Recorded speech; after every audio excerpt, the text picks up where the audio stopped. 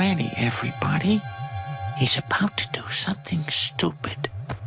Well, I'm sorry to disappoint you, gentlemen, but you seem to have me confused with a character in a fictional show. Now, if you'll excuse me, my fondue is just about...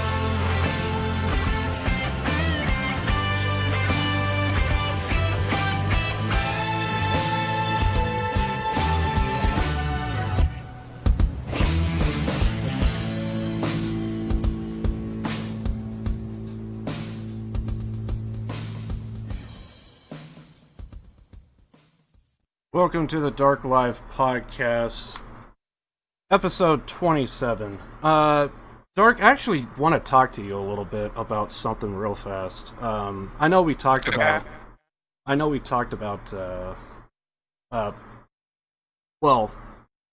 RP a little bit, but, right before the podcast, but I need to be careful with my words because this might come out wrong, I am actually really glad that you are doing, because I totally see that you are losing yourself in the whole RP stuff, so I'm really happy for you in that regard. But can you do me a favor? Next time when we do a podcast, can you not tell me what portion of the queue you're at? Please? That's all I ask. That's all I ask. One request.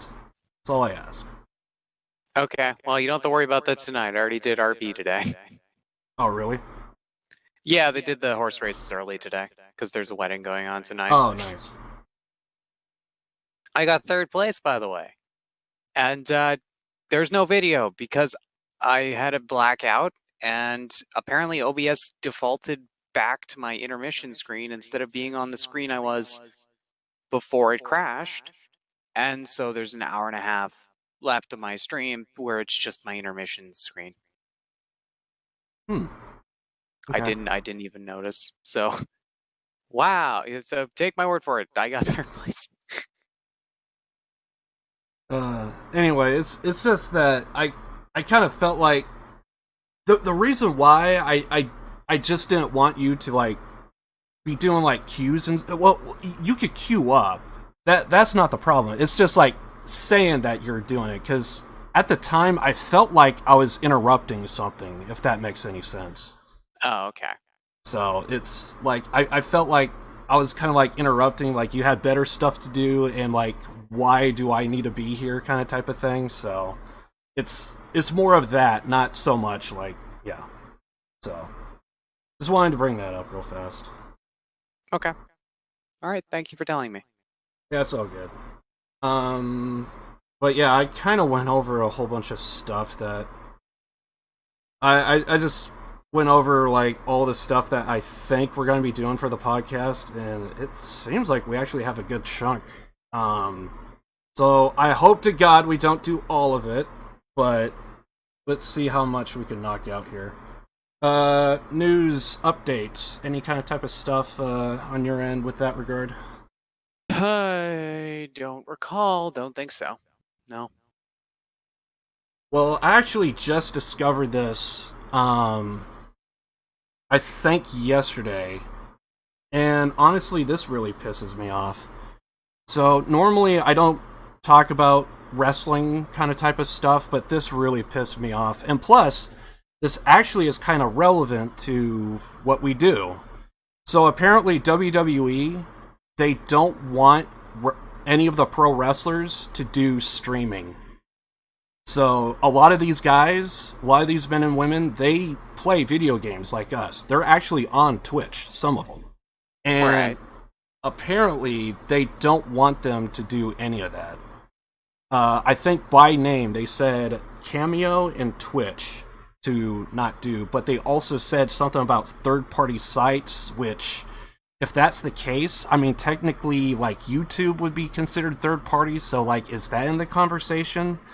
So, and that just really pissed me off when I heard about that. That hurt.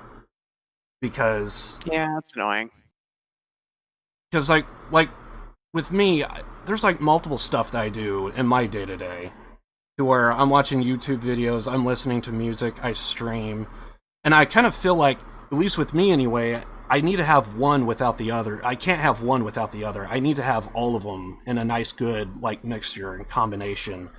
Because to, like, and plus as a pro wrestler, it's like, you have, like, your wrestling, you gotta be there. So it's stress on your body, it's stress on, like, showing up for work, trying to do 110%. Well, you need to wind down. And if winding down is, like, streaming or something, playing video games, to, like, not do that as, like, a side project to just kind of have that release, oh, that just hurts. So that was just something I heard about, and I just thought that was, I hated when I heard that. So it looks like a lot of the pro wrestlers that, or at least with WWE anyway, they might be heading out of streaming, or, to be honest, it's just come out, so we actually don't know what all the full detail is. It might have something to do with names. WWE, they own the likeness. They essentially own your face and your name, essentially. So that might be the issue, maybe. So maybe all they just got to do is just change the name of their Twitch account. Make sure, kind of like the overlays with us, you know, hey, don't use Twitch overlays, don't use the font, that sort of thing. Maybe that's all they got to do. So, but anyway, that was just a little something that was, anyway. But yeah, other than that, I kind of don't really have anything. I actually just now noticed a small problem with the stream. Why is that not clicking?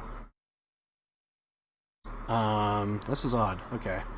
Mild technical difficulties. I think I was working on some of the overlays or something, and it looks like the scene's a little off-center on the stream. That sucks. I'm gonna try and fix that if I can. Right now it's not working. Oh, there it is. There we go. Now we're good. One mild tweak. Alright, there we go. So yeah. Other than that, I don't know. We have RDR2 to talk about. We have Remnant to talk about. I actually forgot about Rise of the Tomb Raider. Well, actually, I didn't really forget. Dark just kind of moved the podcast along, so I actually didn't have a chance to bring it up. And honestly, it wasn't really all that good, to be honest. So it's kind of forgettable. But yeah, I finished Rise of the Tomb Raider. what was it? I mean, if you like 2013, you're gonna like Rise of the Tomb Raider. It was fine for what it was. All in all, it was okay. I want to say there was a moment, their big cliffhanger. I felt like, I mean, I've been saying this a lot, so it's kind of like common news at this point, but Yakuza did it better. And then, of course, I know, right? And then, No, surprisingly. and then, oh god, I hated, there was some moment during the credits, like before or after the credits. They did that whole trope of kill an individual that had information that could potentially point to some big revelation. Person gets killed. Hey, should I kill Croft? No, stand down. So the baddies just, for that 1 second, just have a heart. Let Croft be. She's been, like, dunking on these guys the entire game, and now all of a sudden, let her be. I always hated that trope. I always hated that. To where the hero could be killed, but the baddies just say no for once. I hate that. I'm sorry.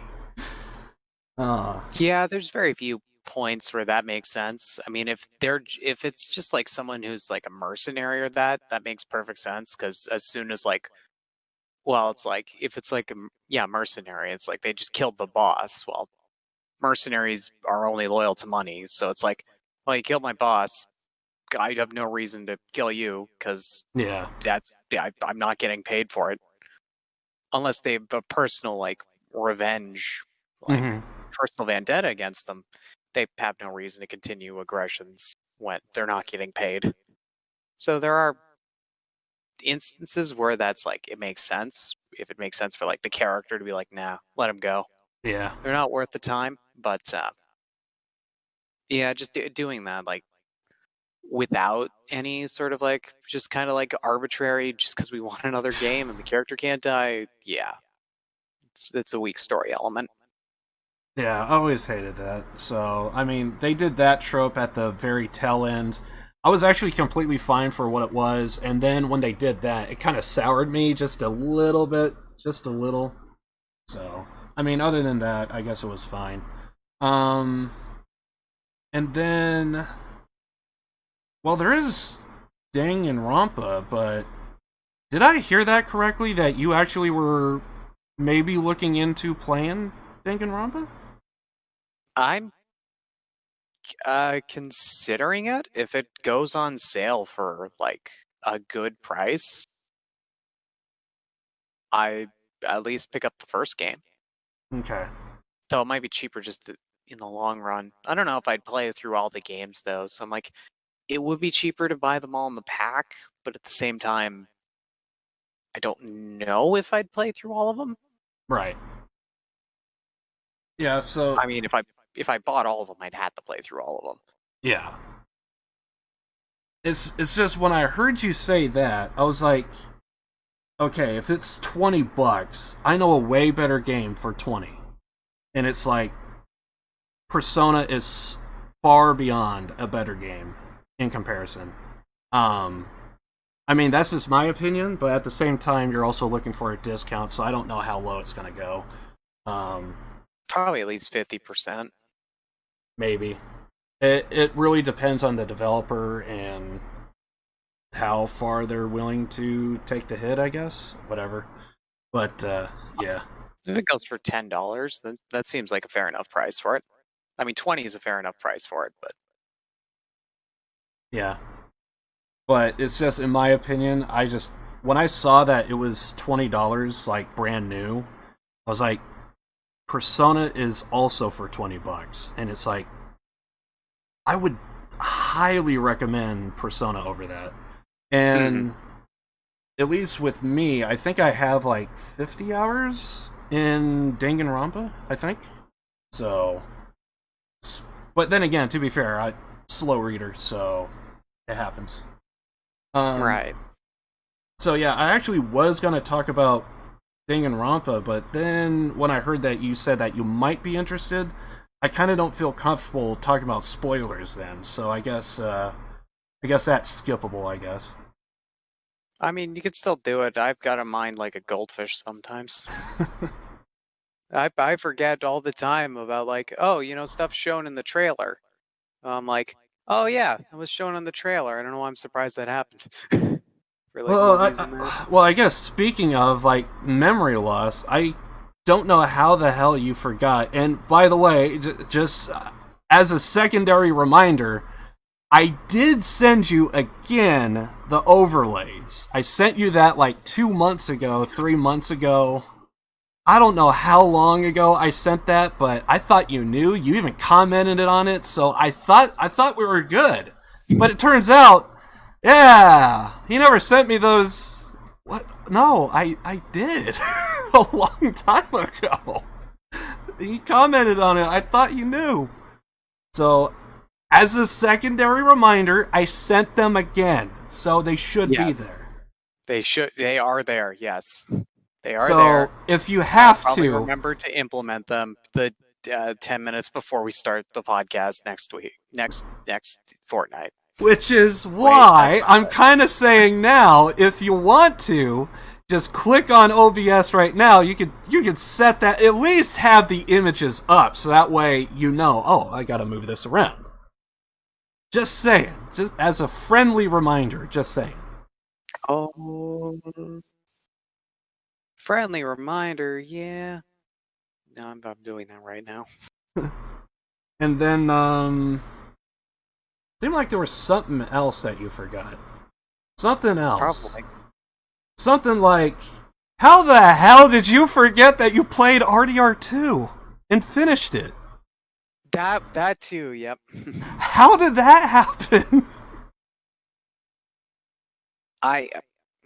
I don't know how that happened, I'll be honest. So, because of that, we might have to talk about that later on today. Yeah. And then, maybe there's something else that you could redeem yourself. There's one other thing. You think you can remember it? No promises. Think you can remember? You know what it is? It's around the corner. I take that silence as a no. Oh, our 1-year anniversary of the podcast. Bingo! Alright, so you at least remember that. Okay. I was gonna say, you better not have forgotten about that. Yeah, so for those that don't know, I think it's on the 14th is when we did our podcast 1 year ago, so right around the corner. But yeah. Yeah. So I guess that's pretty much it with me. I am also going through Yakuza, but I kind of realized Mafia 1 is actually right around the corner. I kind of want to finish Danganronpa before I jump into Mafia 1, so I might be actually grinding away at Danganronpa for a little bit. Hopefully I can finish it before September 25th, but we'll see. If I have to increase my schedule or whatever, so be it, I guess. So, I don't know. We have, I assume, Wild West RP, RDR2, Red Dead, RDR2, and Remnant. So, I guess it's balls in your court, Dark. Where do you want to go with it? I guess we could quickly talk about RP. Because I don't think a ton of stuff happens, but like for the purposes of the podcast, I'll keep it to quote unquote interesting stuff. Unquote. Wait. No. Whatever. Quote unquote, and then I unquoted again. So did I just open the quote back up? I don't know.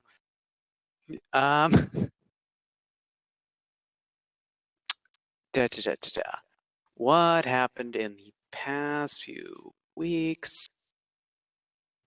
If I sound like I'm stalling with what I'm saying, it's because I'm also trying to do the thing at the same time. I'm going to stop doing this at the same time, trying to get the overlay together so I can focus on what I'm saying. Multitasking, what's that? Oh God, trying to think of what's happened in the past 2 weeks. It's always hard to remember.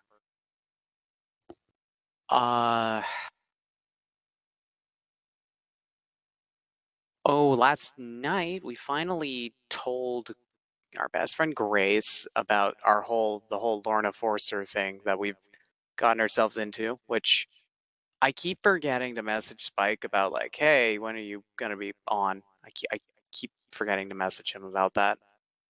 I don't know. He's probably busy or something. I don't know.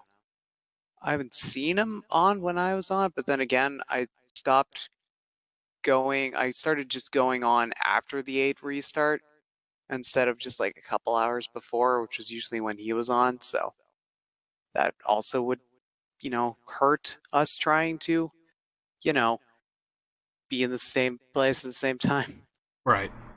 with that.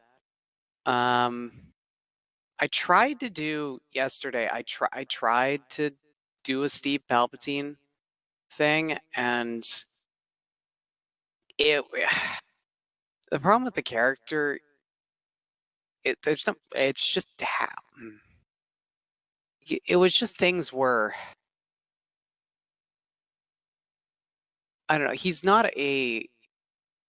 as flexible a character as Ryan is, where like Ryan do whatever and like really just like I could just do whatever with Ryan. It's fine, but with Palpatine, he's got several like he's not going to do like crazy off the top things. He's very professional, very like he's got stuff he wants to do. He wants to move towards goals, sort of like more goal oriented, more driven in certain respects. Right. And it didn't help that I was like, oh, it's probably a good idea. Today maybe we'll. I do this with Grace, who she made a new character, Lily, who's the apprentice to Steve Palpatine, and we kind of we do stuff together. But she's done some solo stuff with Lily, and maybe I'll try and do some solo stuff with Palpatine. I'm not sure. I've gotten like a better grasp of like the character and the backstory and stuff. I've added in that he was formerly a professor of apparently I made it up on the spot when it happened at RP. A professor of like old pagan religions and that. I'm like, sure, that sounds interesting. That gives him justification to be researching the stuff he's researching.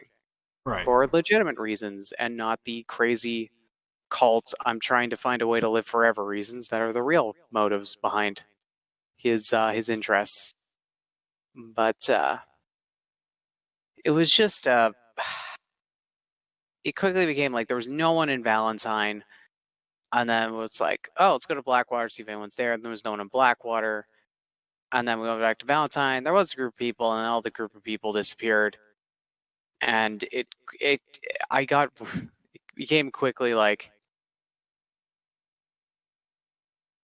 oh god, sort of like he's just not a character that would do like the whole like I gotta find people and search every city, try and find people to talk to, especially because if I'm gonna do that, I might as well just do that with Ryan. Like there'd be no difference. Like I got a little frustrated, and Grace, she picked up on it, and like in character suggested, hey, maybe you should well, I got in a horrible cart accident because the fucking yokel decided to go 100 miles an hour down the fucking street of Valentine in a cart and didn't stop as it dragged me and my horse for half the fucking city. Oh god, that was I was very frustrated from that. Mostly, in part because my character. I was just like, the only way I know for my character to react to this is to be fucking pissed and annoyed.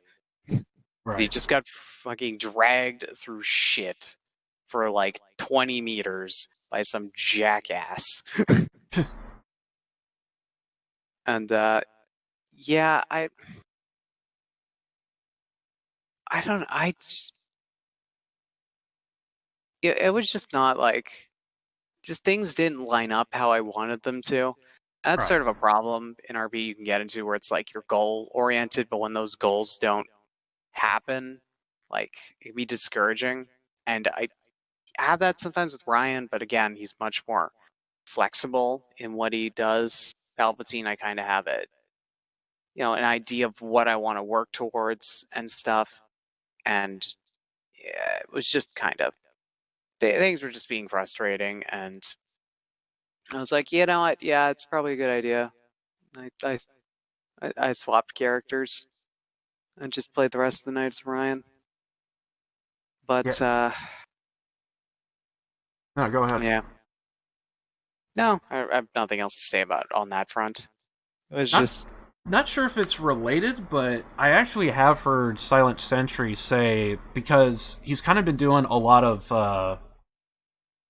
I kind of brought this up to Dark off stream, but basically he's been doing DayZ a lot, and he says he's not on a RP server, but he's clearly RPing in that server. And according to him, and he gets this question a lot because he does have multiple characters, and some people have told him, like, hey, why don't you do Ron Otterman in DayZ? And he says, yeah, it can work, but at the same time, it's not his kind of type of environment.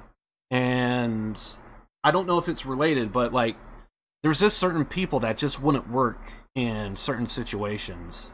And if it's something like DayZ, to where it's like, got like an apocalypse going on, the guys that are going to work the best are kind of like his Snake character, which is supposed to be like Solid Snake from Metal Gear. And all that character is just basically trying to like get information from various factions, or just trying to get an idea of what's going on. And he might, be like undercover for somebody, or he might even feed information to somebody. So there's like a lot of deception in that regard. Or he's been doing his Michael McMichael character, which is just a straight up redneck. And it's like, and it is kind of funny when he tells you like the mindset of Michael McMichaels. He's the kind of type of guy that knows what he's doing, but he actually doesn't, and he's actually waiting for someone to question his intelligence, essentially, and his decision making. And that's supposed to be like where the whole thing comes in. And then it's that whole I forget how he puts it, but basically it's like having that vulnerability, and you see him like try and fight out of it to a degree. So yeah, I don't know if it's related, but that was something I do remember hearing from Silent Sentry, to where it's like certain characters just don't work in certain environments. And I don't know if it's like a case to where it's something similar with Palpatine. Maybe he doesn't fit in like the Wild West setting. Maybe it's more, probably like a more modern setting or something like that. I don't know. well, I did a lot of tweaking with the character, and with the addition of the extra story stuff I put in, it's made it a little easier, like giving him some sort of like civilian thing to talk about, where he can. So basically, he's kind of got right now mini goal where it's like, I know out of character there are, those like there's pagan shit and like weird science stuff all over the map that you can see. And I have it so in character, it's like he's done some research. It's like there's mentions of weird things across the state, but no locations are mentioned. So it's something that is a talking point that eventually, like, I wanted to kind of do with Palpatine, is like maybe like hire some people to like, hey, do send out like, hey, I'm freelance researching for this kind of stuff, looking for oddities. We'll pay for people to show them, and like kind of use those locations as like points of like where he does research, and like looks into stuff, and like it doesn't, obviously it doesn't all have to make sense. 99% of it's going to be bullshit that doesn't make any logical sense other than to him. Right. And that's sort of something. It was just, it wasn't it just wasn't like a great day to be a character that didn't have a group of friends to go to, was the thing. It felt like one of those days where everyone's in a group and they're off doing their own thing. There wasn't really a lot of like small groups or individuals and that, just kind of like meshing. It was more of a, like, a lot of people are getting into groups and going out and doing stuff in the middle of nowhere. So it was kind of, it's a little hard when you're trying to do like a character that's new and you need like to build up the character too. Like, I have an idea of where I want the character to go, but I need to first establish them in the region, talk to people, that kind of stuff. Right. And like have the character figure out like where certain things stand, because eventually I'd love to have the character ideally like become, what was the great suggested, the mayor of Rhodes. I don't know. I know there are characters in RP that claim themselves to be the mayors, but as far as I'm aware, there's no actual mechanic for it. Like, just people declare themselves that, and it's like, sure, okay. But it's like, I don't want to just like declare myself Mayor of Rhodes. I'd like to have the character, because that's not what the character do. I want them to like do something that justifies, that works towards that. And right now, I don't know what that would be, because that would be entirely RP driven, because there's no mechanics. So it's possible. It's just, it'll take, like, I got to figure out how the hell I'd actually RP that out and try and push dominoes in that direction. But I think the character will be better once once things start moving along, once it's not just all like I'm just trying to figure out things, it'll be easier. But Right. until then, I just got to stick with it and such, yeah. So that's sort of what's going on with Steve Palpatine. I don't know when I'll play him again. I don't know if there's anything else with Ryan. I went to a poker, not poker, I wish it was a poker game, like a blackjack game. It was $50 there. That was fun. I get the freaking hands that were dealt were absolute shit. I got a freaking 20 first two cards. And I'm like, yeah, I'm staying. Freaking dealer got 21. Ooh. I'm like, I won 2 hands, I think. Yeah, I won 2 hands out of all the hands I played. I lost $50, which was, I brought $60, 50 to gamble, 10 to drink. And I spent most of my drinking money after I lost all my money. Oh. Right. Oh, that hurts. Yeah. But I'm like, yeah, I was like, I didn't care. It's expendable money. I mean, the only thing I do is I keep $150 in my bank account at all times, because if my character was to get completely robbed of literally everything in his possession, $150 is what I need to buy everything again. So I have that emergency. If I get robbed and just stripped naked at the side of the road, I can get my stuff back.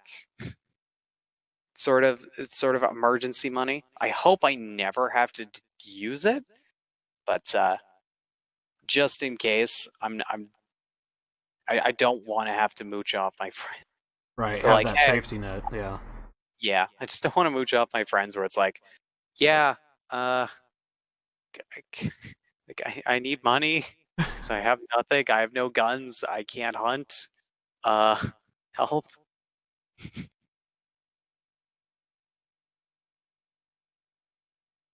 Oh god, I just realized I won $100 from the event. I'm gonna have to. Damn it! Next time I'm in character, Ryan has to buy Moxie the freaking deluxe saddle, which I can't. I don't know if it's because it's probably because my graphics. I can't visually see a difference between the new and the deluxe saddle. Like, there's no visual difference for me. But also, in character wise, my horse is very particular. So she's gonna want the deluxe saddle because I've been promising it to her forever.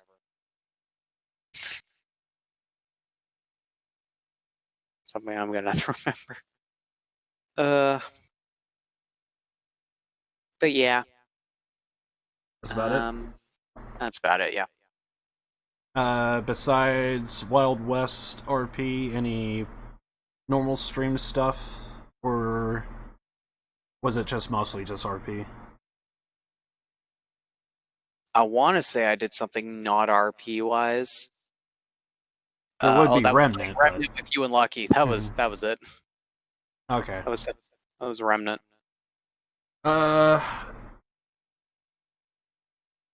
RDR2 or Remnant? Because that will be the last two things on the list. I think RDR2 will probably take up more time than Remnant, right? So if we do Remnant now, then the halftime clip show. I should have you know, I did a 3-hour spoiler cast, so I'm pretty sure I could probably break that down to half that time. But I did do a 3-hour spoiler cast. Just of Remnant? Of RDR2. Oh, of RDR2. Okay. So Yeah. yes, definitely let's shift RDR2 to after the ad break. We're not sponsored. Sponsor us, please. Someone. I don't know. Like NordVPN. I'm a role player. You like sponsoring role players? Sponsor me. I don't have enough viewers to even justify that. Okay, so talk about Remnant, I guess? Yeah, let's talk about Remnant. I haven't finished the game.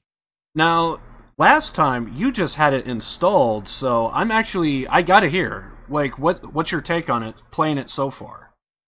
Oh, I played before that. I had to reinstall it, was the thing. That was the problem. But I finished ROM is where I am. So I'm like, I guess half done? Because there's only 2 worlds left after that, I think. At least that's what Lucky said. And I think I'm on the 3rd world. And I'm liking it. I think it's really... I kept mentioning it during when we played, that I literally have 1 million rings in my playthrough, and I have not seen any new guns at all, or at least not with any mechanics that I liked. Which, I'll go grab the machine gun, because I'm like, I didn't know that was a thing. Like, yeah, all those, I had no idea either. That was new to me. Yeah, I can't believe I missed that experience thing, because I went through that entire area, and I thought I clicked on everything, but I guess I just didn't think to click on something that didn't look like I could click on it. Yeah, it does. For those that don't know, he's talking about this one area. I think it's in B2, down in the basement at the main. What is it? Ward 13. Ward 13. Yeah. And so down in the basement area, I think it's B2, and if you actually have to play the game a little bit and then double back, because you get a Ward 13 key card immediately after spawning into the very first map. So you just gotta double back, and then now you got a Ward 13 card, and then somewhere on B2 there is an area that, and I will say, it does look like it's just like an aesthetic, just some kind of type of decorative object just sitting on a table, but apparently you could actually click on it, and if you do, you actually gain If I remember correctly, I think it's straight up experience for you and your team. Yeah, it's so plus 1% extra experience, and then adds 1% every time you put a level into it. right. So yeah, I had no idea about that either. I actually never thought about going down there. I think I tried, but it was like at the very, very, very beginning to where I didn't even go to the first map yet, and I just figured, so. Yeah, I didn't realize that once you have that key card, you can literally do the rest of the basement. I thought I didn't even think to turn off the power again to turn off the fan, so we can go and grab that key. Yeah, there's that little key. I think there's like a box of like ammo and some other stuff, small bits of loot, and yeah, you just got to turn that fan off. Well, you got to turn the power off to the entire place, and then you get behind there, and there's a key, and that would help you. And then you got to go back up to because I think that's on B3, and then you got to go back up to B2 to grab the submachine gun, and it does so much damage if you rank that thing up. It does a world of good. But yeah. Yeah, it's fun. Yeah, but I've already gotten so many more guns. Just like I had so many rings and necklaces. I'm like, is this it? There's no guns, no armor. Like I didn't get a new armor till the end of ROM. Like period. No new armor. I mean, there were a couple guns I got, but like I said, the mechanics to them were just they had weird non shoot mechanics. Like there was one like a proton pack where it's like sustained fire will deal more damage, and I'm like, I don't want something like that. I want to shoot bullets. And there's some they're just gimmicky, and I don't always like gimmicky guns. I mean, like in Borderlands, there's some gimmicky guns where it's like they're fun gimmicks. Yeah. But a lot of especially with the Borderlands 3 guns, like the Mollywan weapons are just, a lot of them are just way too gimmicky for me liking to use them. Especially with a lot of them being like charge up to shoot. I'm like, I just want to pull the trigger and fire. Yeah.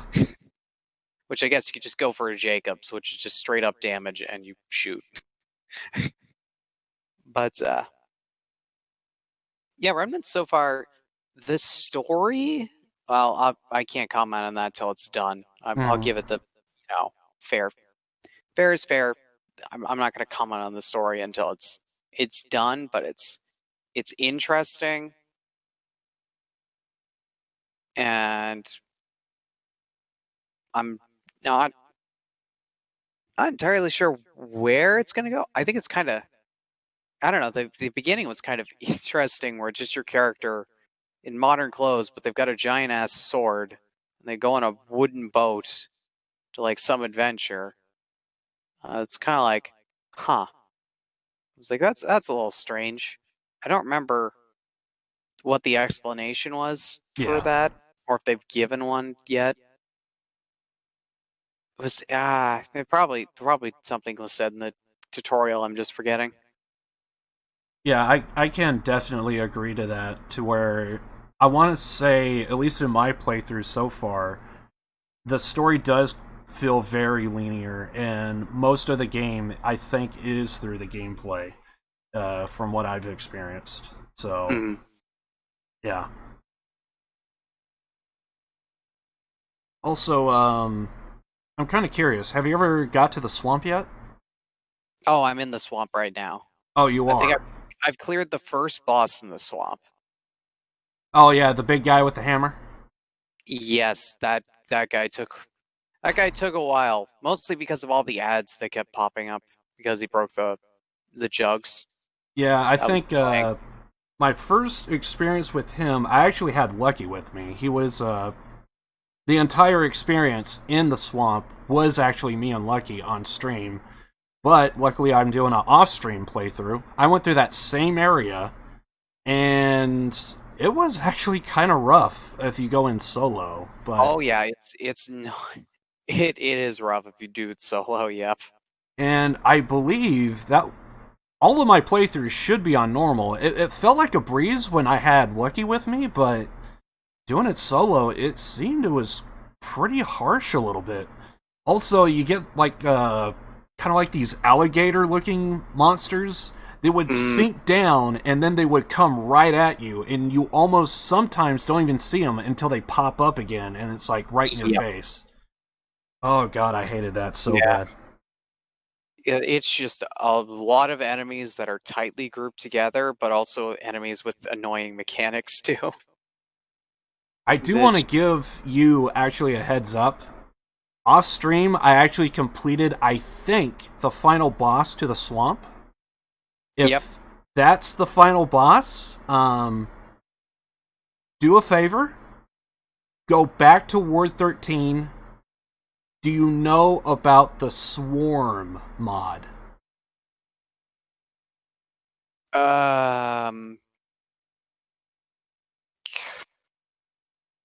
There's a mod you could add to your weapon, and it's called Swarm. Okay, what's it do?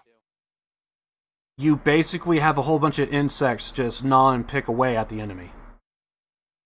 You spawn them, you can't kill them, and they do so much fucking damage, dude. They do so much damage. There was no way I was gonna be able to complete that last boss without it. Solo. I needed that. Alright, I will keep that in mind. I don't know how I got it.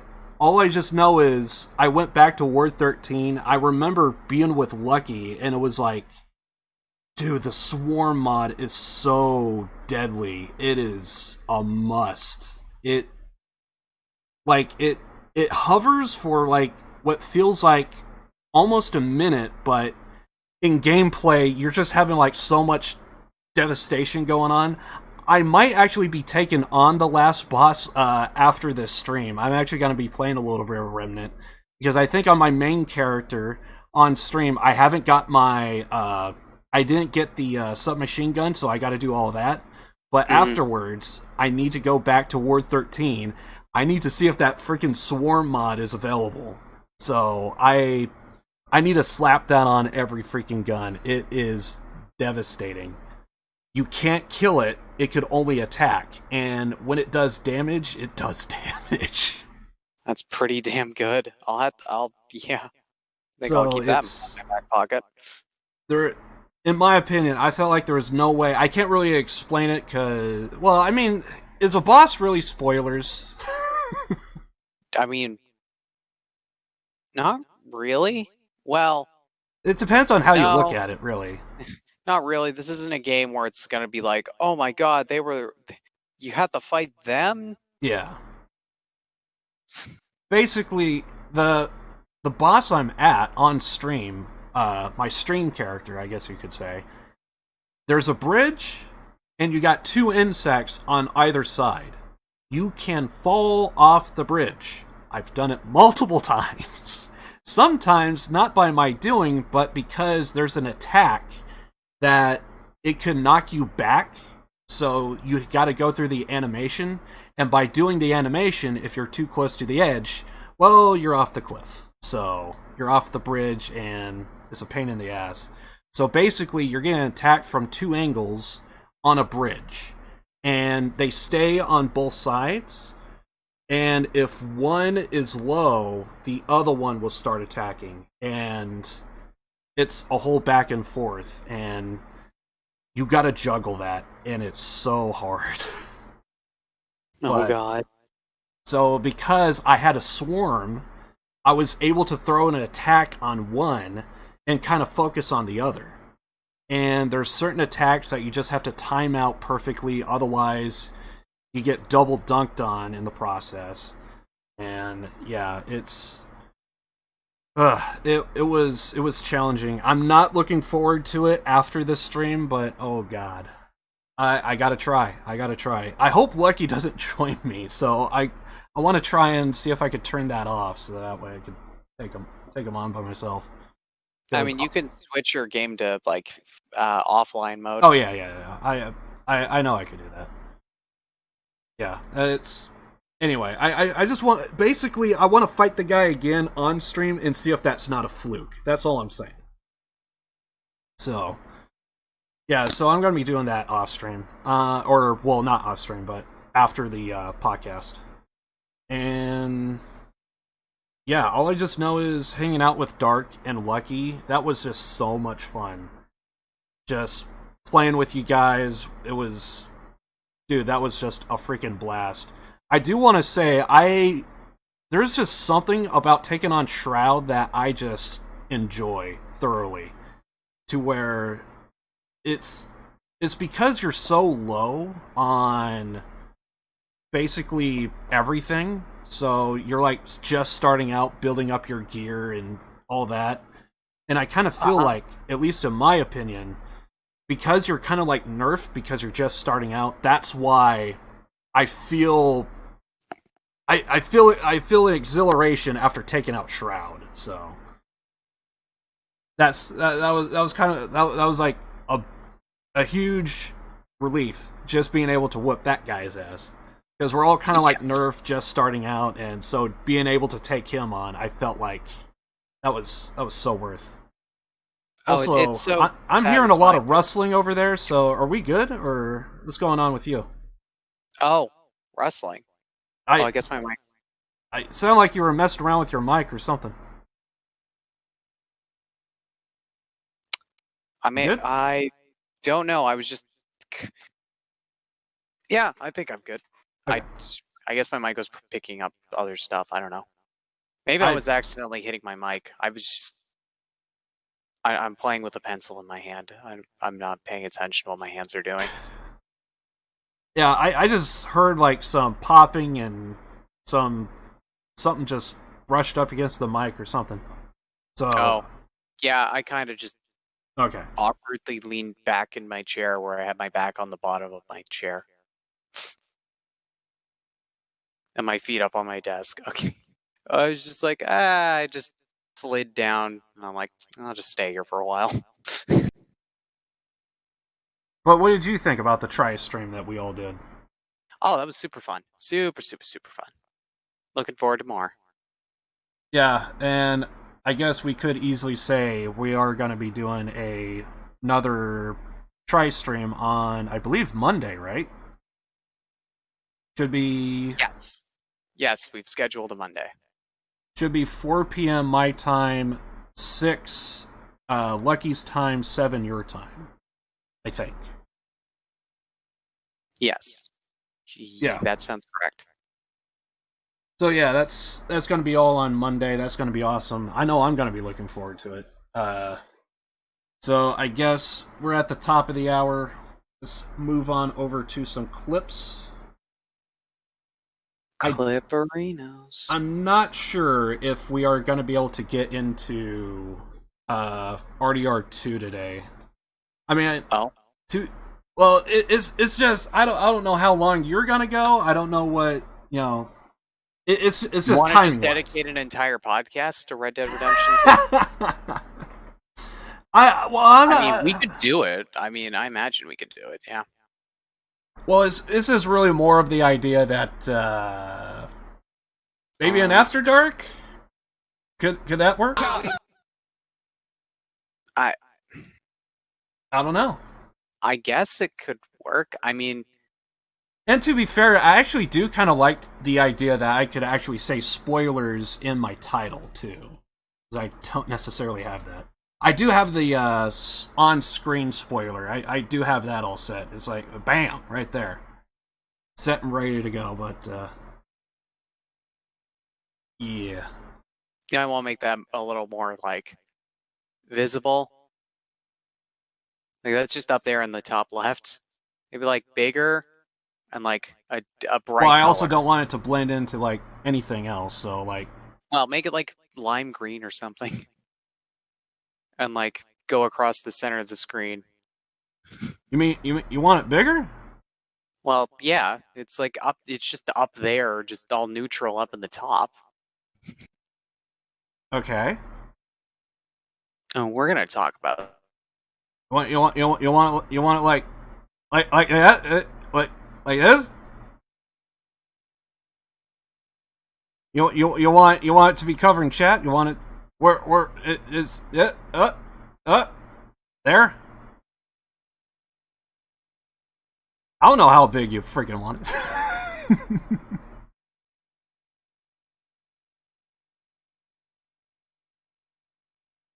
There, well, and I'll change the color. Later, though. Later. There we go. Hopefully I don't skip any of these clips. Loading them in.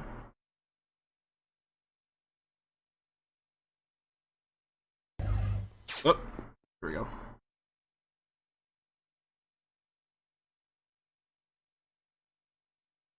This should be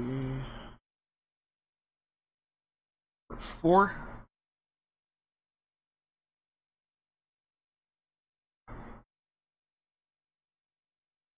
I feel like it's gonna be daytime. But...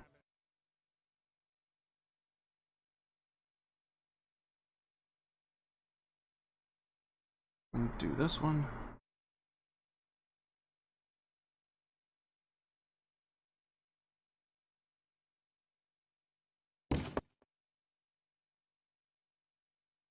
And I guess since mine are already loaded up, we'll go ahead and start mine first, I suppose.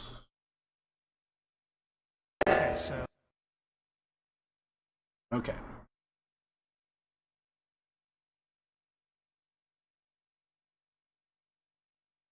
And also need a screen share. Screen share. Screens. Actually applications, I guess. We want that. All good. All right. Then go down here. There. Oh, right. I got a full screen, right? There we go. Awesome. And for some reason, why is that missing in my OBS? Weird. Okay, where... Why is the title of our podcast not up there? Oh, wait, there it is. Never mind. I thought I put never... I'm just all over the place. Okay. Yeah, we'll start with mine first.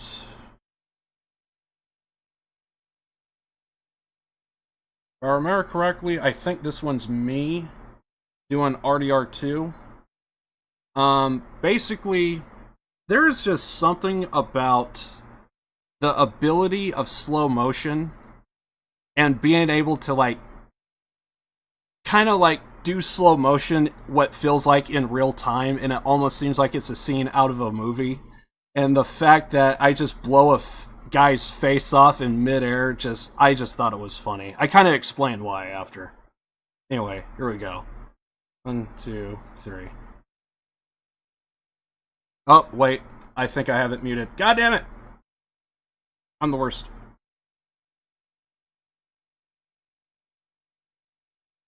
Okay, should be good.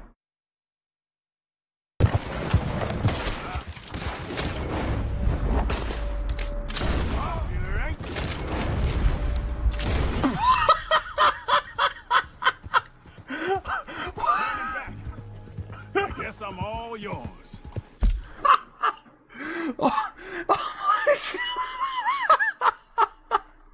Okay, that was pretty cool. Okay, that was pretty cool. I shoot a guy, take him out. There was a guy behind him, runs right into his horse. He is launched in midair, and I shoot the guy right in the face. I don't know why, I just thought that was funny. Just the idea of he's just in slow motion. If he was smiling, oh my god, that would be hilarious. Just to get a face just blown off. Alright. Silent Sentry. Self-explanatory. Hey, I like your hat, brother. Ever thought about joining Redneck News? Listen, all right, I don't associate with the rednecks. I lean more white trash than redneck, all right? Oh, you fucking scumbag. I'm gonna come for you. Yeah, I bet you will. You denim-wearing bastard. Yeah, you wish you could look as good as me wearing this vest, you son of a bitch. You look like dog shit that's been left in the sun. Good luck being someone's fleshlight in prison. Hey, oh, that's dirty. Yeah, well, you did it to your damn self. How's it going, darling? Pretty good. Hey, I like your hat, brother. Yeah. Ever thought about joining? Oh, man. Alright. This is actually another one of me. So, if you remember correctly, there was a time to where, my streaming PC just got nuked. And turns out it was a whole thing with the power supply. Well, I fixed it. It's back to working. And I will just have you know, Microsoft is not hackers. Oh crap, it's... God damn it. I screwed that up. Me and my timing, I'm the worst. Is not hackers. 100%. They are not hackers. I mean, they do a bunch of scummy shit, but they, I guarantee you, are not hackers. They do a lot of stuff, but hacking is not one of them. They would not hack this PC. I mean, they did nuke it, but you know, they're not terrible. They wouldn't do this. That's what that is. Is not hackers. So, that actually was captured on my streaming PC. And it's just kind of weird to see my streaming PC just kind of like flip out like that, and yeah. Do I have this muted? Of course I do. I should just turn that crap off. Right. This is more Ron Otterman. Silent Sentry. Self-explanatory. You know, it's just it's one of those ones. So, what'd you say your name was, by the way? Pixie. Oh, Pixie. Oh, you look different. You've done something with your hair. I like it. Yeah. Just a little different with my hair. Right. Well, Is he okay over there? this is Vincent. He's our intern. Vincent, getting this audio? Thank you. All right. So, obviously, with all this psychological trauma going on within the police department, you'll be having quite the Oh, man. Alright. This is actually from ItMeJP. And basically, this is just him cooking with his... I think they're actually married now.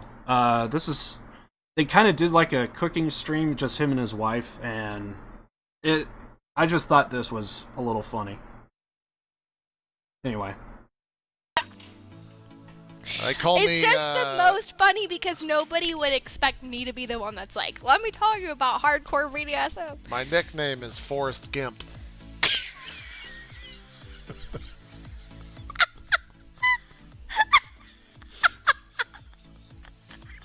That's true.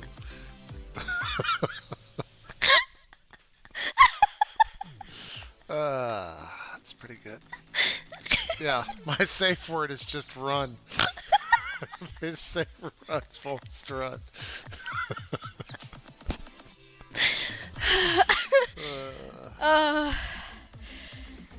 Ooh. We should bake more often. That was funny. Dark Youth still with us?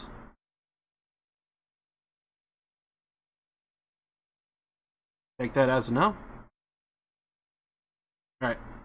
Well, apparently I just now realized halfway through the podcast that, well, I'm all alone over here. Alright, well, whatever. It's all good. Let's just hope to God that Dark gets back. Alright, so these are... well, Dark's stuff, I don't know if he is wanting to set up anything or what have you.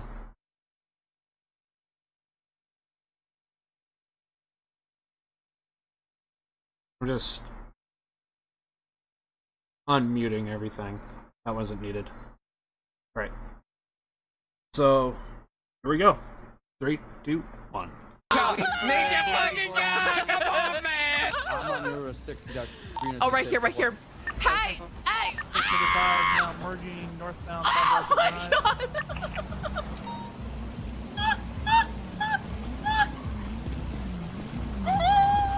Continuing north. What's going on anyway?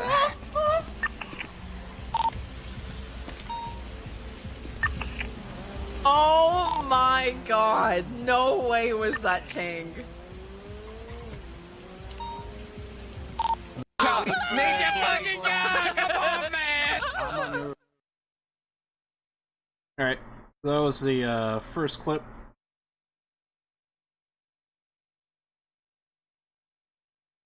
I'm assuming there's probably some tech issues. Oh, we good? Oh, why is my camera on? What the fuck? Go. Hey, we finally got the.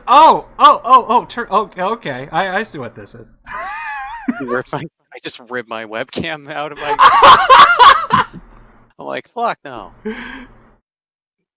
I forgot to unplug it. I unplug my webcam every time I'm not using it because. Yeah, I don't need to. One, it's also true. One, paranoia. Two, it's just one extra wire I don't need plugged into my computer. They only hire professional police officers. Yep.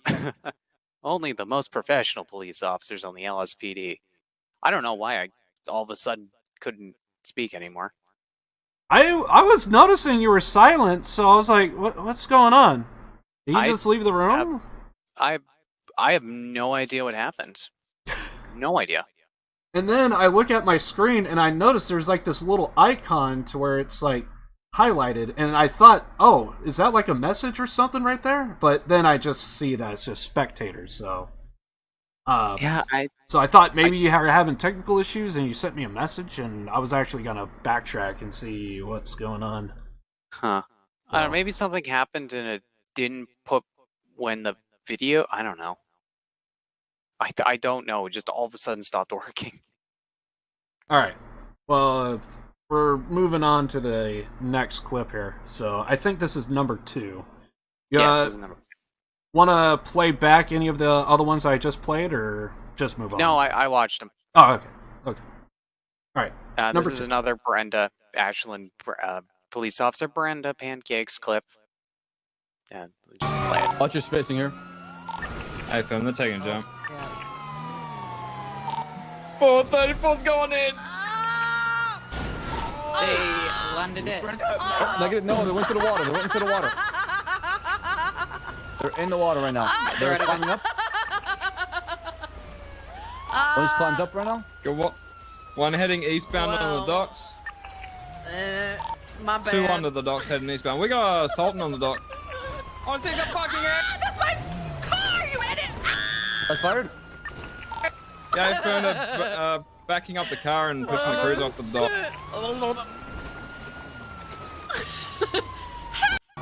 Watch your spacing here. Oh man, that's Hey, film the taking jump. That's great. And the next one should be okay. This is Among Us. For anyone who hasn't known this game, this is a highlight from Jeremy from Achievement Hunter's stream. He is playing with Matt, also from Achievement Hunter, and they were playing with I think viewers, or probably mods, more likely. I don't remember. I caught the last part of the stream, and I caught this part, which is great. Glad someone got a good clip of it.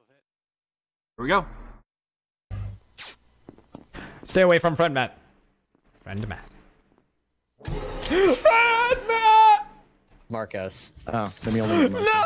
Friend Matt! Friend Matt! No!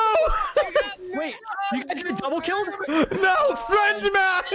We're so right. No. Kidding. Friend Matt, no! He was 6 years old. He was 6 years Wait, that's a lot of kills. Three in one people round. died? Yeah.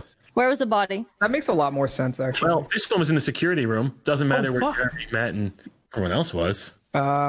We like. Wait, that was you said the security. Oh my god. Stay away from friend Matt. That is. Among Us is so fucking great. I so want to play Among Us, but it's like one of it. I was talking to Dark about this before the podcast. Like, it really is a game to where it's like we don't have enough friends in order to do it. But I think I saw it last night. I was actually watching some Among Us. I could have swore there was a few times to where there was like a multi-kill. It's so baffling when I see that only one person seems to really notice. Because they're like, oh my god, 3 people got killed? And then like the rest of them are like, well, this guy was over at this location. Like, are you not impressed that they just pulled off like a double or triple kill? And it's like, what?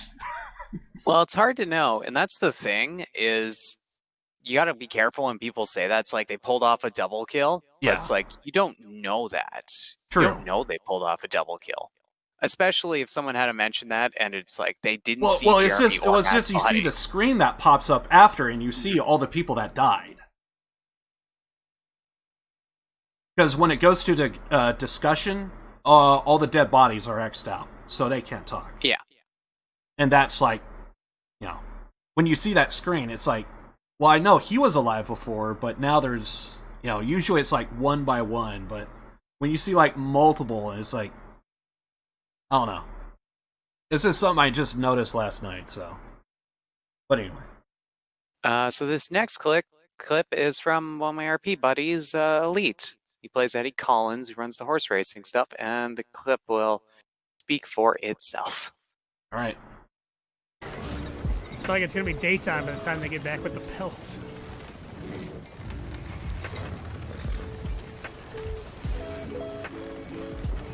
Back that ass up. What are you doing? The horses need to just cooperate. Jesus Christ! Jeez! What are you doing?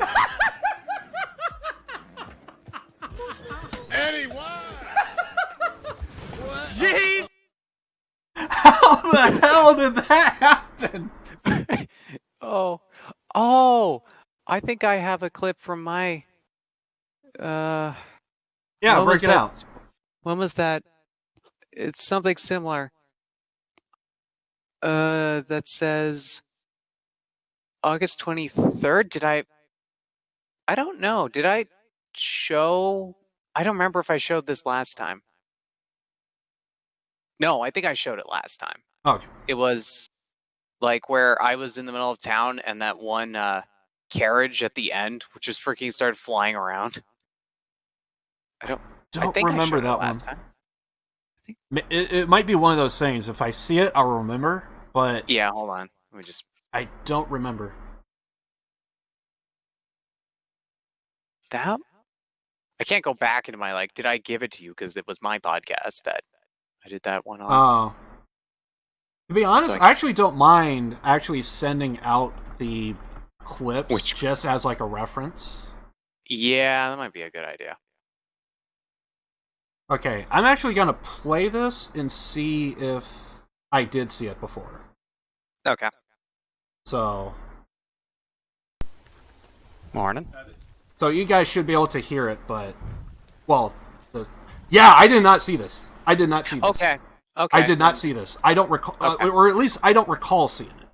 Maybe you did, and I just forgot. But okay. I don't recall seeing this, so we're gonna add that. Okay. So here we go. Bam and bam. See, we were at that one. I believe this one. This is Prox, also a RP buddy of mine. He plays Thatcher Ford. You recognize the voice. He was there with Eddie during the that horse carriage incident. He was the guy with Eddie when that happened. Right. So Make sure that it's not muted. Perfect. And play. I want you to be okay. All right, and this second card here, when we're talking still about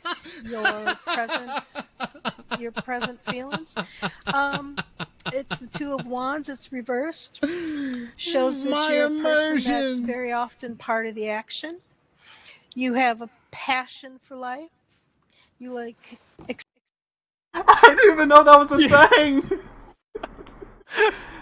So the chair has the ragdoll physics, but the character sitting in the chair goes with the ragdoll physics. I'm That pretty hilarious. sure he's the only one who saw it, because no one else reacted. Usually, whenever crap like I'm not gonna say anything.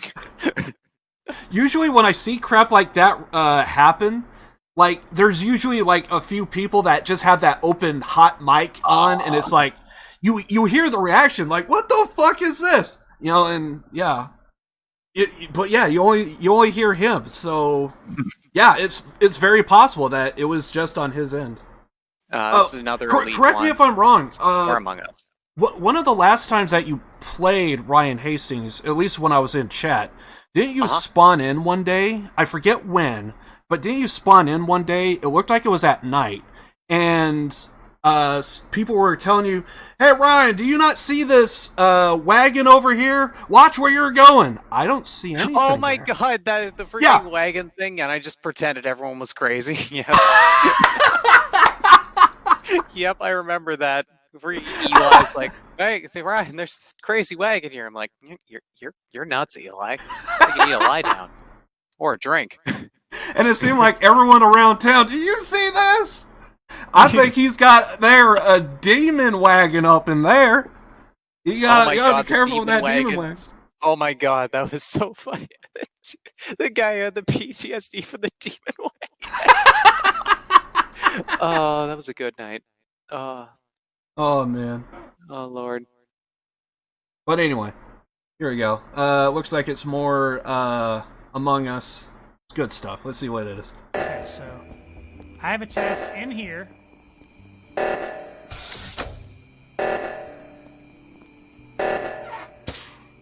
Wait, can you just watch me go in?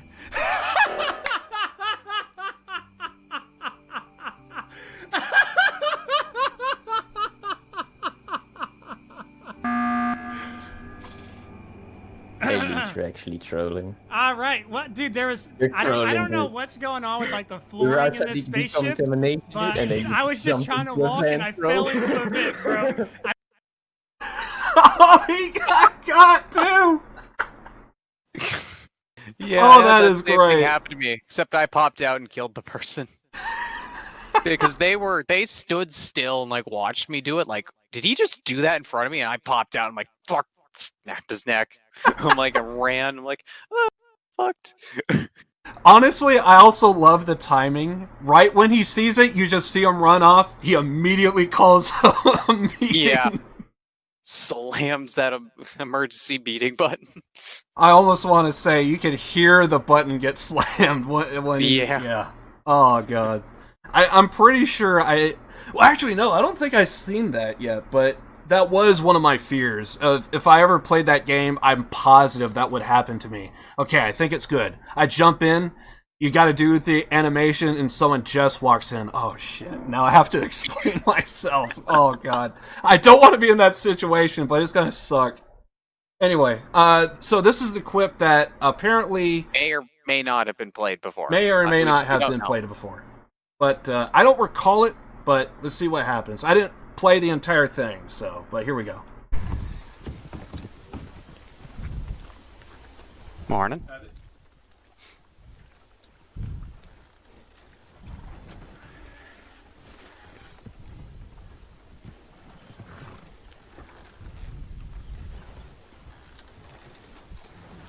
Are you seeing the same thing I'm seeing?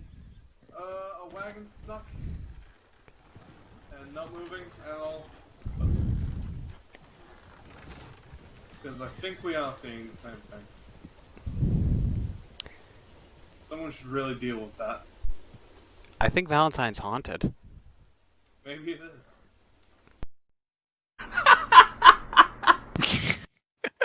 Oh, good stuff. Oh man. Yeah, I'm pretty sure I didn't see that. But that is hilarious. You might want to click off before that auto plays my stream, where it's just my intermission screen for the whole time. Or a flicker. Oh, okay, I see what you mean. The whole. Yeah, it just now clicked on.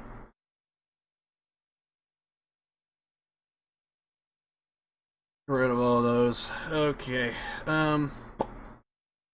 What do we have here? And bam. Oh, all right. Sorry.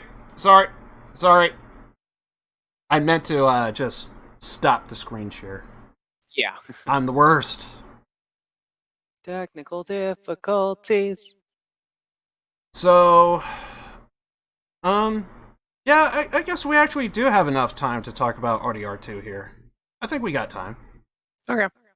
So, well, you're the one that I played it a long time ago, so obviously the floor is yours.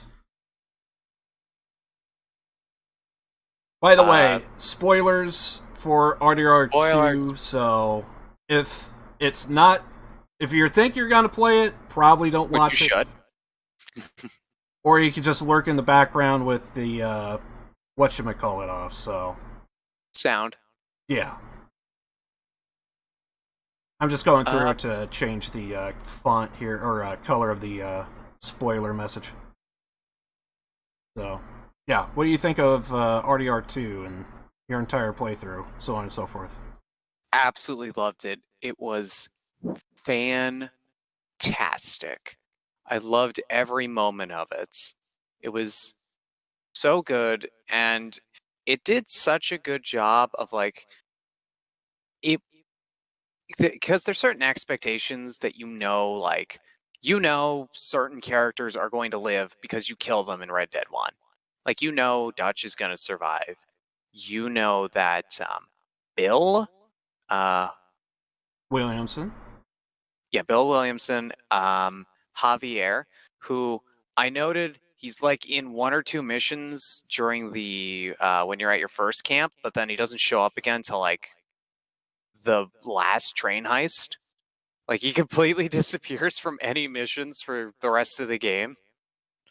At least I don't remember him in like any other ones. I was just like, holy shit, when did Javier get back? And oh no, it was only 3. Right, because you deal with Bill in New Austin, then you deal with Javier over in Mexico, and then you deal with Dutch up in Blackwater. Right. But I did remember oh god, what was it was the one of the agents, not the main one, but the sidekick, who's the main agent from the first game. Oh yeah. Ross. Yeah, I want to say it Ross. Was Milton and Ross is from. I had to look it up again because I'm like, are these two from it? No, Ross is. I knew. Yeah, one of them is. The other one's not. He's Yeah, all throughout this game, I just kept thinking, man, I don't remember Red Dead 1 at all. I remember bits and pieces and general story ideas, but I was like, man, I couldn't even remember. I just remember Dutch was. I just remember Dutch was in the first one because I remembered that you killed the leader of your old gang in it. And I'm like, I was like, man, I don't remember a lot of things.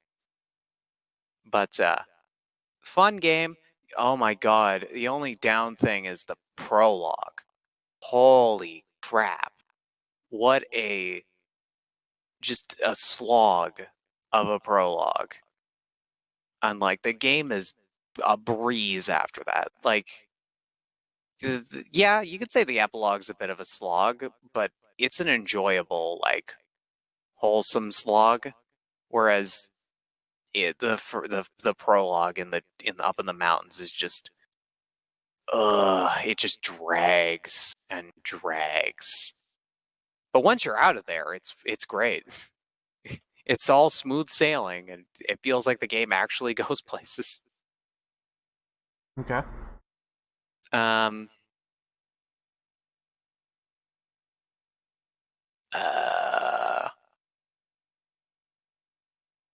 I think I didn't know Guarma was a part. That's one thing that I was never spoiled on. I didn't know that Guarma was actually a thing in the game, which I mentioned before. I don't know if it's on the podcast, but I mentioned it when I was streaming RP that Guarma was mentioned as a place to go in RP, but I didn't know it was a thing in the game.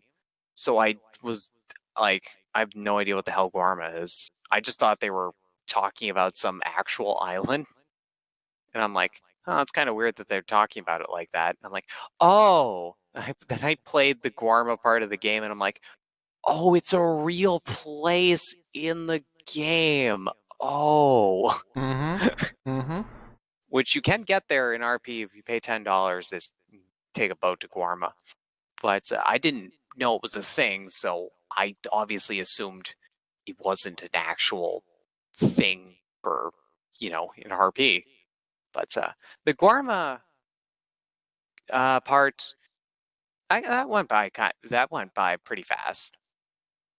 Guarma was interesting, and it was fun. The Guarma section was fun. I think it was just about as long as it needed to be. A nice little break up in that. And that's really about Guarma's about when you start seeing. Not that Dutch didn't have. Well, honestly, you could say Dutch was having like really stupid ideas from the beginning, but I personally put the start of his stupidity with everything in Rhodes when he's dealing with both the Greys and the Braithwaites. Right. That playing them against each other, and then that gets oh god, what was his name? Sean, the Irish lad that you save and then gets his head blown off in Rhodes. Oh right. Oh god, Sean? what was Is it his Sean? name? I completely I forgot. want to say Sean. I liked him. I was starting to like him, and then he got his head blown in. Yeah. It's like, well, shit. Oh, Lenny. When Lenny and Hosea died, oh, my heart. I was like, no, Lenny. I was like, oh no. I mean, you expect the characters to die, Right. which that's one point I wanted to say is like, they didn't go away like, oh, everyone died, but it was like, I don't remember. Was Uncle in Red Dead 1? He was. He was. He was. Okay. I couldn't remember. I could not for the life of me remember if Uncle was in Red Dead 1 or not. Because he's there at the end. Yeah. Go ahead. Because he's there at the end and in the place, and I'm like, wow, he seems pretty permanently launched. And oh god, I'm gonna be bad at names. Well, Sadie goes off to do her own bounty hunting stuff. And Charles goes to Canada. So that gets them both out of the area for when Red Dead 1 happens. Yeah, actually, a significant amount of the gang actually survives, which I was pleasantly surprised by. I thought it was going to be a lot more of a slaughter. But, yeah. Oh my god, shooting Micah was so rewarding. Like, I'll give the voice actor for Micah prompts. He played such a good person that you just constantly want to just want to put a bullet through his head. Like, you just want to like punch his teeth in or something. Like, god, you just can't not hate Micah, and he plays it so well. Like, he's not a character you're supposed to like. Right. And oh god, I want to try and think of favorite characters. I love Charles. Charles was great. Lenny was good. I guess I could say, yeah, I liked Arthur. I mean, I was gonna say that's the person you play as, but it's also a game where you're playing someone with an actual personality. I really liked Arthur. Hosea I liked. Oh god, there there were so many likable characters, and yeah, a lot of the characters I don't feel like. Maybe it's because I just didn't do as much of the around camp talk to people, but I feel like some of them just didn't get as much screen time, aka like mission time, Right. as you think. Like, oh god, the lady that she gets shotgunned by the head bitch lady. How can you forget Molly O'Shea? Molly O'Shea, right? Yep. Yeah, she's the one who gets shotgunned, right? Molly O'Shea is the one that basically there's little hints if you actually stayed around at camp. If you stayed around at camp, if you listen to her dialogue closely, you start to notice she kind of gives off these slight hints of, because it slowly starts to become clear that she only hangs around Dutch, and she hangs around Dutch because he's going to have all the information. So she's purposely hanging out with him just so that way she could give information to the feds. And so basically everything just kind of boiled over, and she comes back because basically it was when you left to the island and then you came back, like everything just went to shit. You kind of all meet up in the swamp. There's a big fight.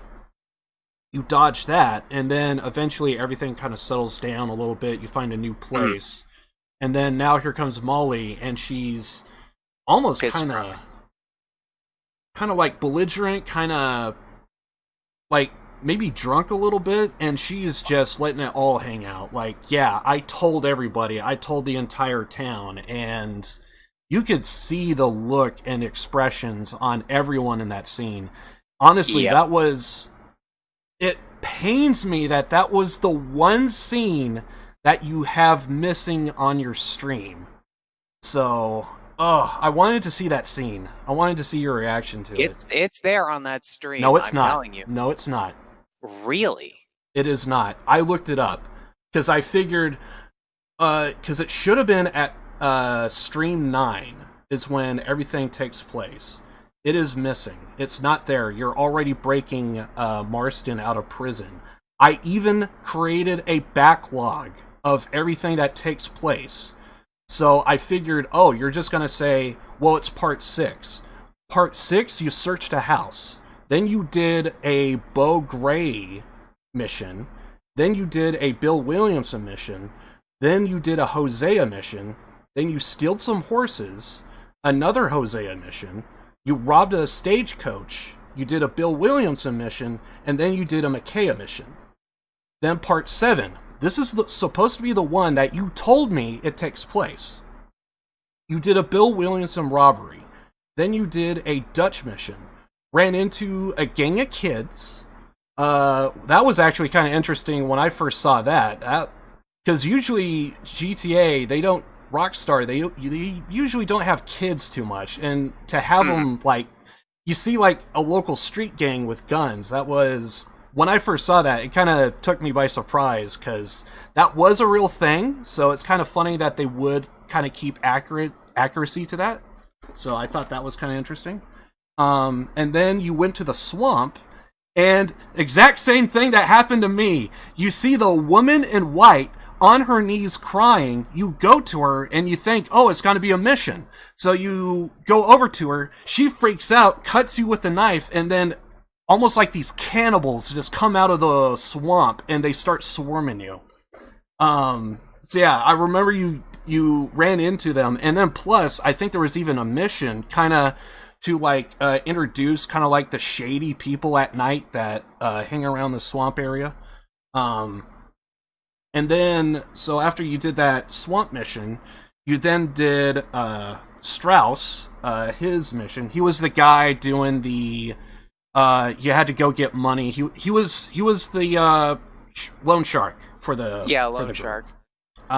So you did a Strauss mission, then you ran into Mary. Mary's supposed to be the, kind of like... They never married. but it was like his girlfriend. It was Arthur's girlfriend, but she has father issues. Well, she loves her father, but like he's drunk, he's gambling, he's not the best of father, and basically Arthur's trying to tell Mary, hey, you need to get away from this guy and, be on your own. You're better off without him. And she has that, it's her father, so she kind of feels like a need to kind of keep him in her life, but he is the guy that you kind of need to get away from. But, so you hang out with Mary. I believe you actually even went to the Saint Denis show, and I think you tried to put your arm around Mary, but she kind of like looked over at you, and he did the whole thing behind the back. I got an itch. Yeah. So, That yeah, was you cute. did that. So I guess you did one of her missions, and then you spent time with Mary.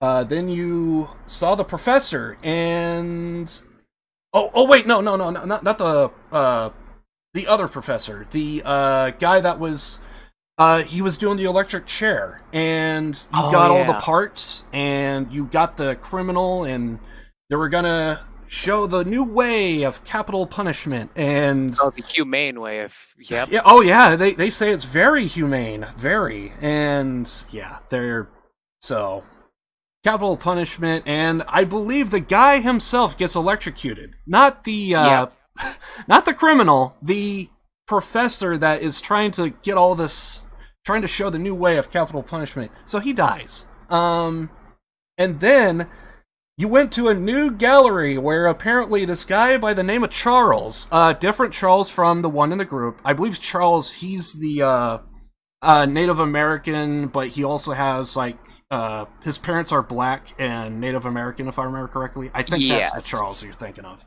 But this is a different Charles. He's kind of like a French guy. Speaks with an accent. He might be French. I wanna say he's French. But he has sex with every woman in town, and it turns out some of these women, they have their own lives. So husbands are like seeing their wives spread nude at this gallery, and oh god, it's such an atrocity. You could see her wares. Oh my god. So yeah, so then you come across Charles, the nude painter, as you could say, and so you did that. Then it ended with you went to go see the other professor. I first ran into him to where you did the battleships. You did like this little RC, like on water battleships, and you kind of like destroy the other ships. It's like a little. I didn't write down what you did, but you went to see him essentially. To be honest, I actually kind of skipped him a little bit, so I was actually kind of in another playthrough. I want to go hang out with that guy. So, and then that's how part 7 ended. Part 8, and this is around the time to where I should have seen Molly O'Shea get shot. And so you did a Bronte. Oh yeah, what is it? I forget his name, but I remember the name Bronte. He threw this luxurious party. It looks really good at night. Everyone's dressed to the nines. Party. Yeah. So you go to his place. You do that party. You did that, and then you did a Mary Beth mission. I kind of like Mary Beth a little bit. Oh, real quick, Mary Beth, did you ever meet her as Marston by any chance? I don't know. I don't think so, no. I'm kind of curious now. Did you meet anybody from the people that you met with Arthur, but do it with, freaking Marston? Yes, actually, the veteran guy. I Okay, so I you did met the him. last mission with him as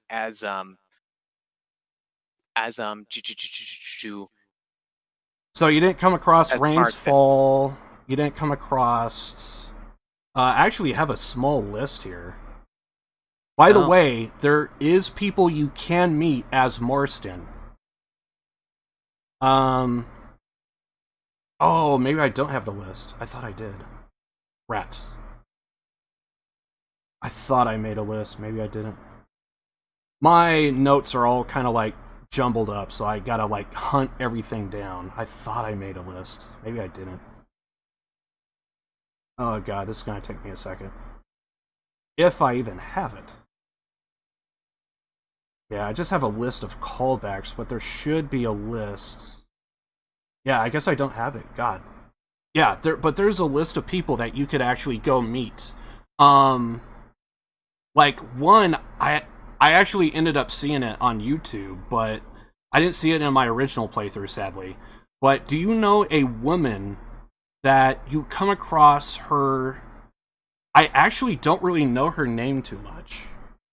I have down her name as Charlotte, but I don't remember her ever saying her name. You first come across her, she's a side thing.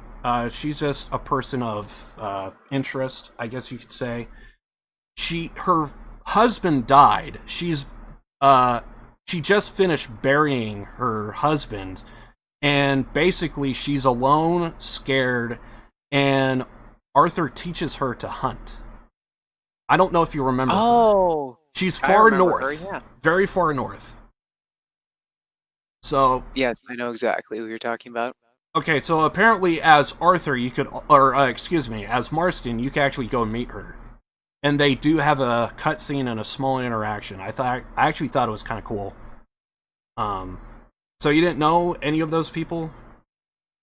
Mary Beth, Rain's Fall, Charlotte? You didn't know you could meet them as Arthur? Or Marston? I haven't played much after I completed the game. I've been meaning to go back and do that off stream. But yeah, I met a few of them, but I didn't meet all of them.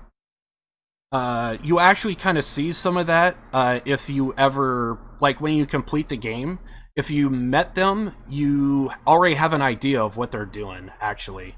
I'm trying to think of, who's the butcher's name at the camp? Pearson? Pearson, that's his name.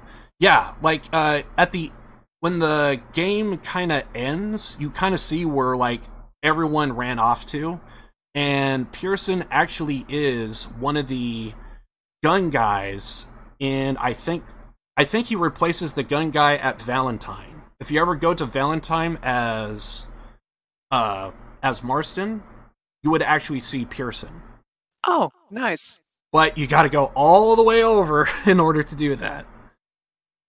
Sadly, there's no real cutscene, but there is dialogue and interaction, and so it's kind of awesome. But yeah, there's certain individuals all over the map. Some of them are kind of obvious, like Charlotte. She never left her area; like she stayed there. And yeah, so there's like a reaction with her. That one actually has a full-fledged cutscene. Pearson, it's just dialogue back and forth. Rain's Fall and Mary Beth, I think those were the two I actually met. And, oh god, I wanted Mary Beth. Mary Beth hands you a book. It's supposed to be a novel. And it's one of her, in her own words, she says, "This is my latest novel. I want you to have it. I know it's a bunch of, like, romantic, it's a romantic novel, but you're probably not into that. They're kind of cheesy, but I like them." And, oh god, I think I told Josh about this. I so wanted her to make a reference to the camp. That would have been awesome. Like, some woman goes off stranded and then, like, finds a camp, and then I would love something like that. Like, she's at a camp, she finds herself at a camp, whatever the case may be. some dude from a camp comes running into town, meets the woman, whatever. I would have loved some kind of type of hint like that. I think that would have been really awesome. But that's just me being a fanboy of like, what if she gave him like a book and then you start reading it and then like you clearly see like she's talking about the camp. Of course, that's just me being me. I kind of read it and it was kind of generic stuff. So sadly, I didn't really go anywhere. But a part of me wanted to see the camp in that dialogue. But yeah, apparently in my playthrough, I did meet Mary Beth and I did meet Rain's Fall, and yeah, it was kind of interesting seeing that. Yeah. But also moving on, so apparently after you did a Mary Beth mission, you met Rain's Fall for the very first time in Saint Denis, and then you went to a ship, you started gambling, had a shootout, and then you had a robbery with Micaiah, and then you came across the William Tell brothers. The brothers that are trying to win over this woman's heart, and you gotta kick them in the nuts. Oh my god. So you did a game of William Tell with them. So apparently they wanted you to shoot things off their head. Yep, that was... Oh, that's... Then I later encountered them as John and kicked them in the balls. Yep.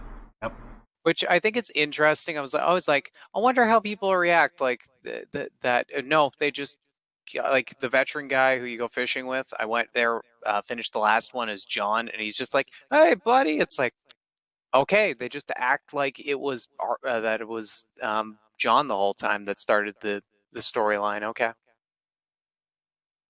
And then you ended up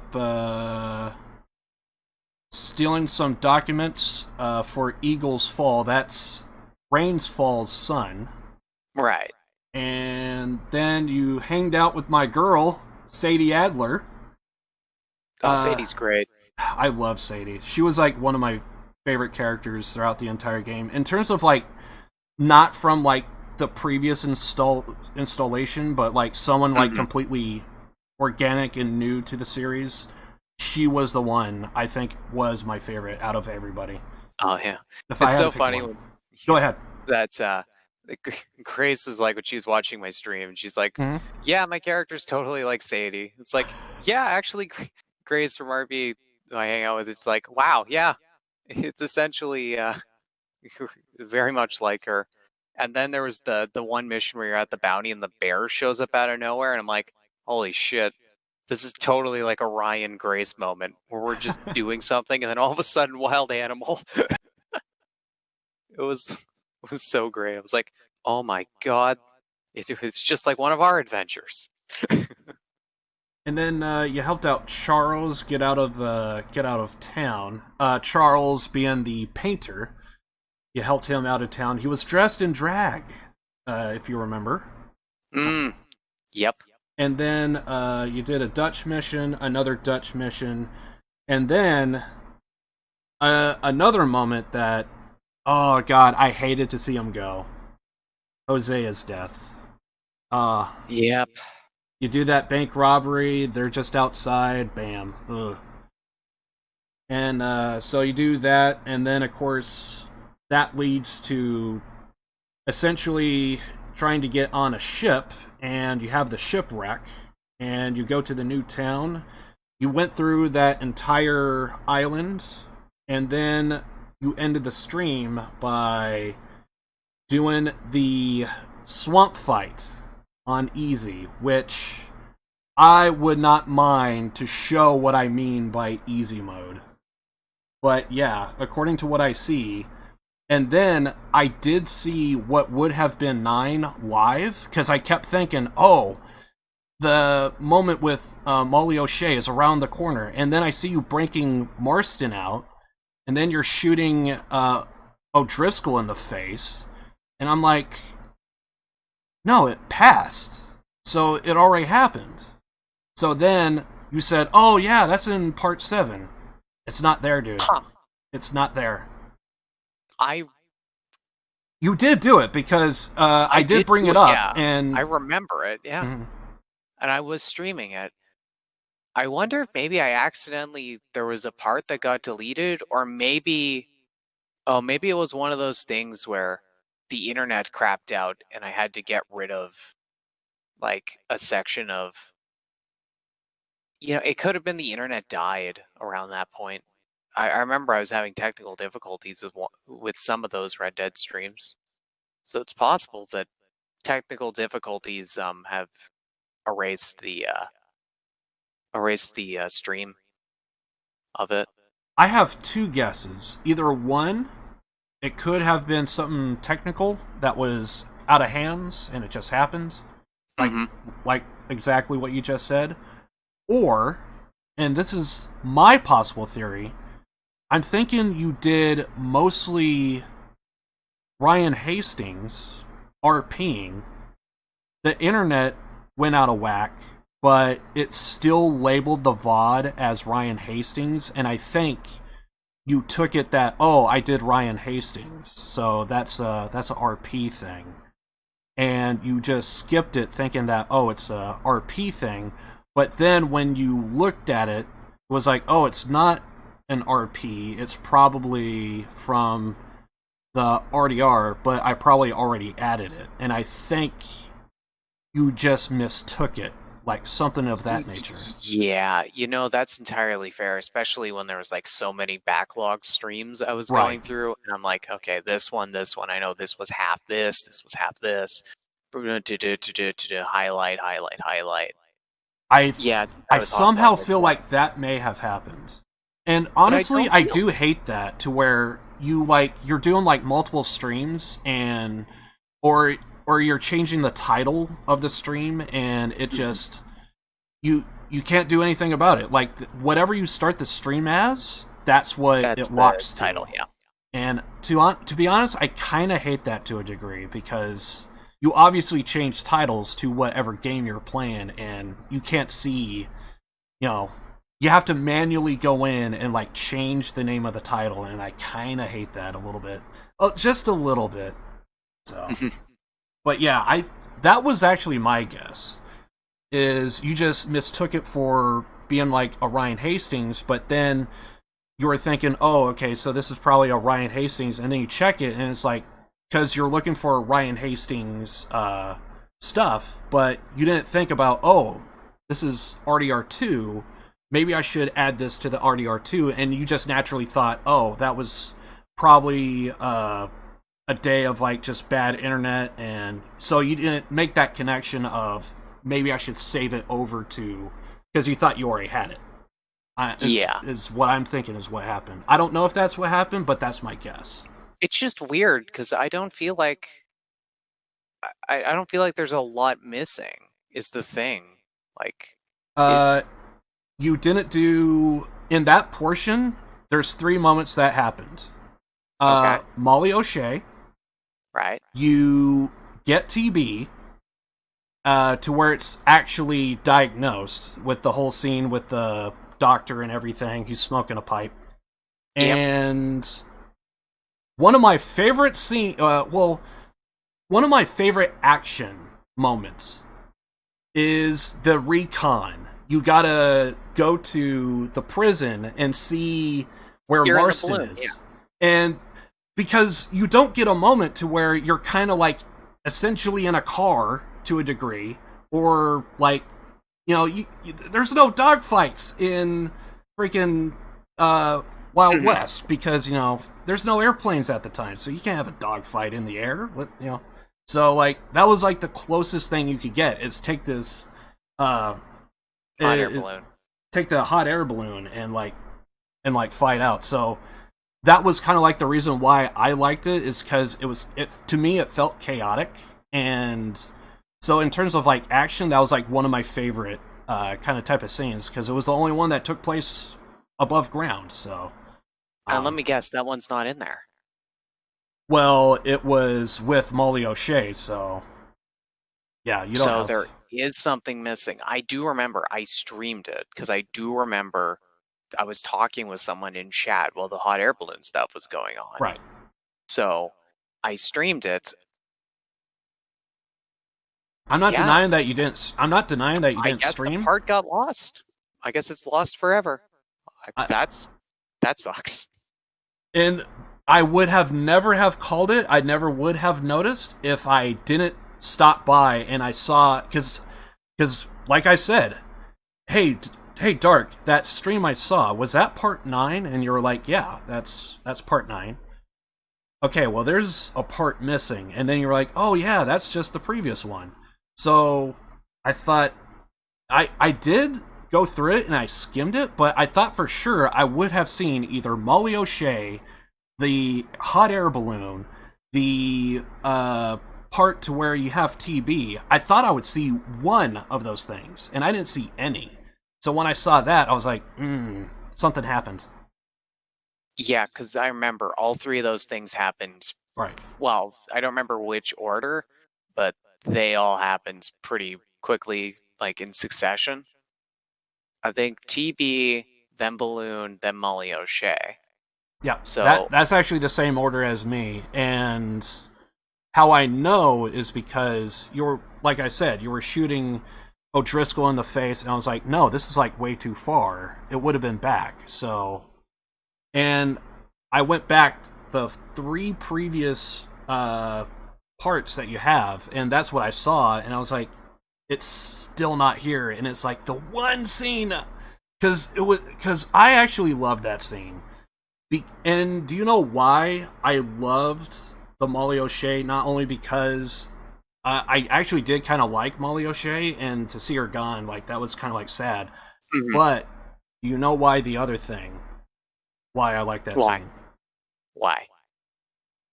Did you ever hang around the camp before? Occasionally, yeah. And did you see like all the parties that they would have? A couple of them, yeah. I absolutely, that's actually my favorite part of the game, is just being around camp and you see it just come alive.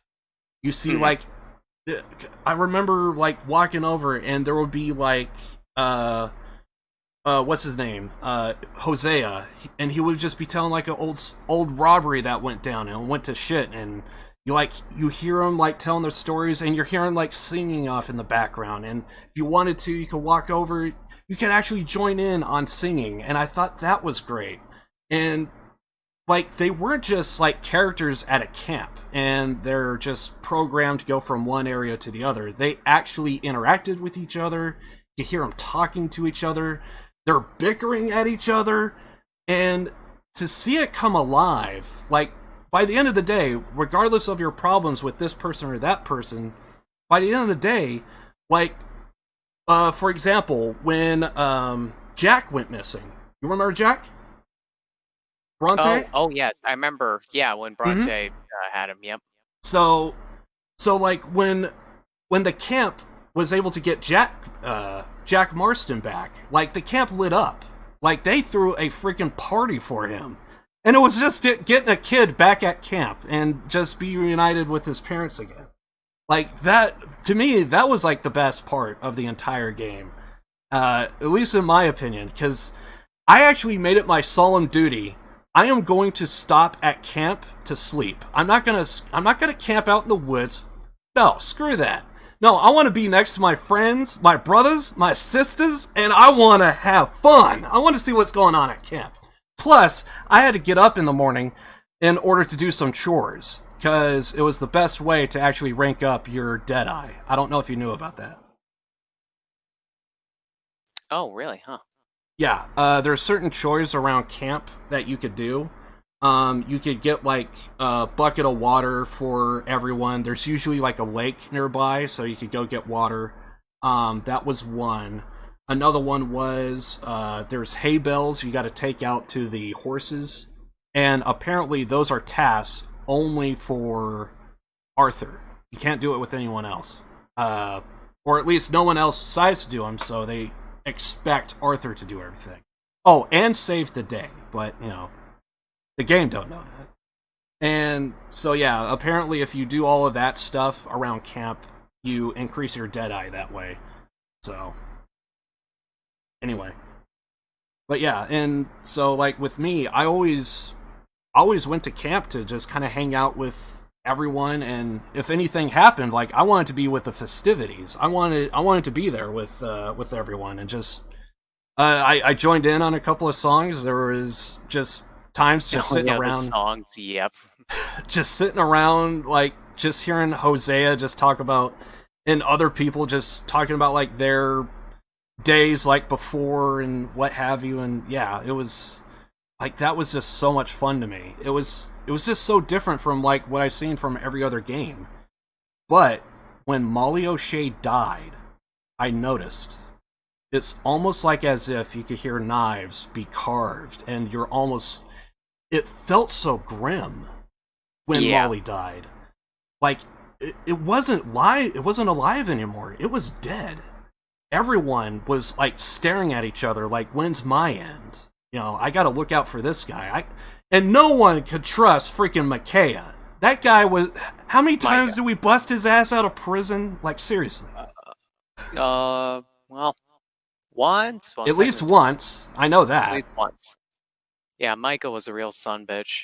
Yeah, and so like, when after Molly died, I even had to point it out on stream, like, it's so different from when you first started. It went from being alive to just everyone's just isolated, doing their own thing, and they're not even wanting to make eye contact with each other. Mm-hmm. And just something about that. I just thought that was different. I thought that was awesome. It adds another layer to like what's going on, and it really shows you like kind of where everyone stands. So yeah, and that was part of one of the reasons why I kind of liked that particular scene, and I was curious if you picked up on any of that as well, and maybe if you brought it up on your stream. And so I was. Go ahead. I definitely picked up on that. I mean, even in the camp mechanics, as soon as you go to Beaver Creek, like the donation box is gone. Mm-hmm. You can't improve the camp anymore. Right. I think you can still do some of the customization stuff with Pierce, I think, but you can't do any of the stuff that, quote unquote, would raise morale. Right. Or anything. There's no, like, I don't think there's even the replenishing of ammo and stuff because you don't have the catalog anymore. Right. Like, it's just, like, mechanically, the camp stops. I don't think there's even chores in Beaver Creek. Yeah, I don't think there are chores. Like, basically the camp just dies mechanically and also with just the people, and that's really when the most... I think you're right. I think you're right, because I don't recall seeing too many hay bales, and yeah, I think you're right. The camp really does die at that point. I think you're right. Yeah, which is... Yeah, because like everyone starts leaving. Mm-hmm. You kick Strauss out because he's a... Oh yeah, Strauss. Yeah, exactly. I mean, yeah, at the beginning of the game, okay, yeah, it's like, all right, you know, those are reasonable, like, debts to, you know, expect a payout on. But as the game goes on, like, I felt like it was just more... But by the end, it felt like Strauss was just picking people that you would just ultimately have to end up beating the money out of. Like, it kind of felt like with those last marks, he didn't even try and, you know, find people with something that was sustainable. Right. It was like in Rhodes, there was some of them that were like borderline, like impossible, but I might be wrong in that assumption, but like that it just gets more and more like it didn't matter if they could pay it back when Arthur would just get the money from them anyway. I don't know if you picked up on that. Which part? That as the debt collecting, like each camp you go to, you get a new bunch of debt.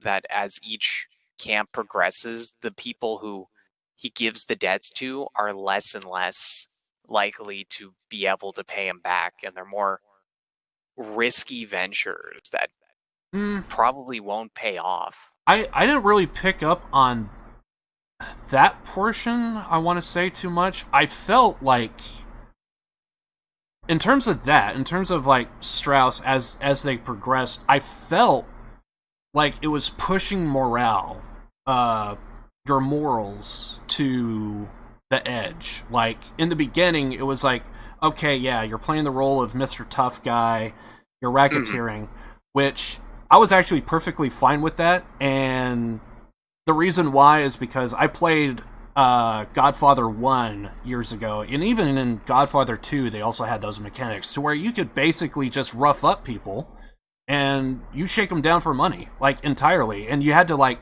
find, like, weak spots. You could either, like, point a gun at them and that would be their weakness because they don't want to get shot. Other people, you gotta actually, like, physically harm them, and, like, that would help them pay out more. So, like, I kind of felt like it was going back to, like, that mechanic, and it was just, like, a mechanic that I thought was interesting, at least back then. And so, like, with this, I felt like, in the beginning, okay, I'm Mr. Tough Guy, that's fine. You're supposed to be kind of like the baddie, anti-hero kind of type of thing, so this is fine. But as time went on, like, I'm dealing with families, I'm dealing with kids, and it's like, do I really want to take money from a freaking single parent? Father probably got drunk, dead, what have you. I'm not going to take money from them, you know? So it felt harder to, like, not say, you know what, keep whatever debt we owe you or we need from you, screw it. Hell, if anything, here's $500, I'll make it 1,000, take it, enjoy it, like, live your life. And that's what I've kind of felt.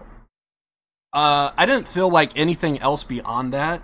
It was, for me, it really more was just, like, I'm taking it from families. I'm not taking it from this dude who, you know, probably has more than enough, and it felt relatively fine to take money from a guy that probably can pay it off. He just doesn't want to right now.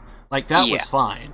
But, yeah, taking money, like, I'm practically ripping, like, a kid's shirt off, and I'm, like, taking that as payment. Like, no, I'm not doing that. So, that's what I noticed. Anything beyond that, no. Definitely the, that moral side, and they definitely got more grim in that, but I don't know, maybe it was just me, but I felt less, like, at the first couple people, like, when you do the first round of debt collecting, I didn't really feel bad. They all had, like, they seemed to me like people with sustainable income and that who could have paid it back, and I'm like, all right, you know, you got your debt. And then when you get down to roads, there's that, then it's kind of gets a little, because the one person who has to rob a grave for the money, and then the person who needs to hunt that albino cougar, which he ends up dying, and you end up killing the albino cougar. Scary ass part. That nearly killed me, because you know, you can't hold a lantern and hold your gun at the same time. So, you know, pitch black. There's a cougar in there. Even though it's white, it's scary as shit. But I just felt like myself that I was like, I was feeling less and less like, man, these people are like, oh, they're just, you know, that they could pay it and that they should have been smarter with their loans. I felt like as each sort of grouping of debt collecting came on, I felt less and less inclined in that manner of thinking. I'm like, it eventually, and then at the very end, I'm like, these people at all, like, there's no way they could have paid their debts back. Like, the one person was running away and, like, a defector, right? And, like, he's a defector, he's running away, he has no income, no reasonable way to pay him back, and yet Strauss gave him this loan, and I'm expected to collect from him, right? And it's like, and then the other one's just a coal miner. Like, you don't make a lot of money as a coal miner. Like, it just seemed like it's just, at least from how I saw the progression, is it just got more like it doesn't matter if they don't pay you back because Arthur's just going to get the money from them.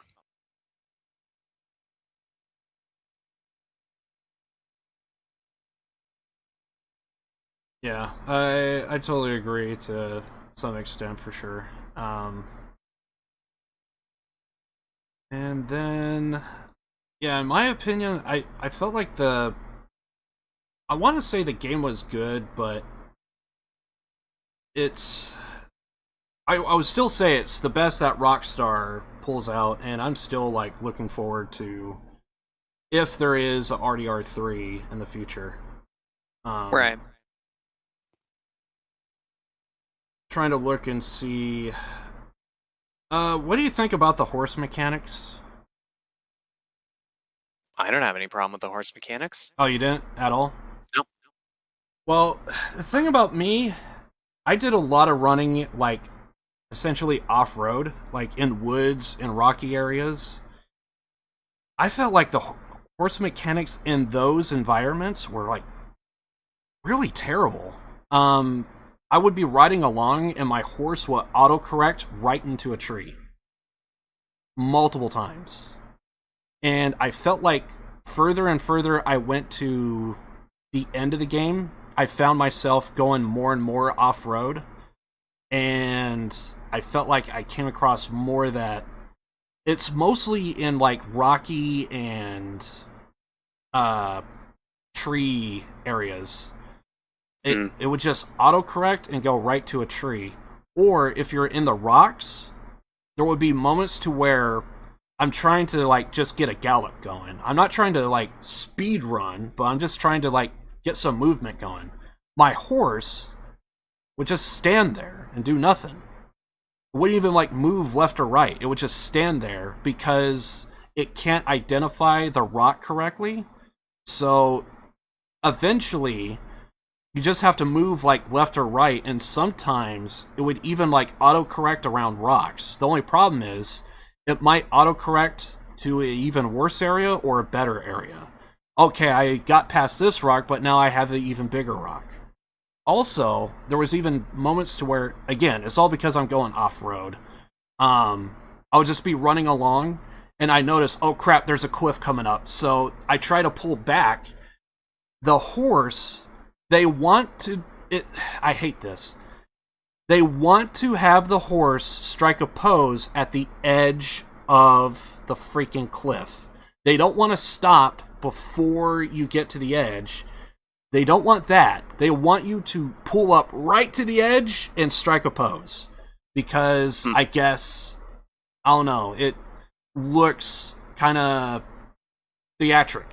Because your horse is like, it's standing on its back legs and it's like, kind of like striking a pose a little bit. And it's like, I kind of hate that. Mostly because there was a moment to where I had a double lip, so it's a case to where it's a cliff. I'm gonna go off the edge. So my horse would jump down.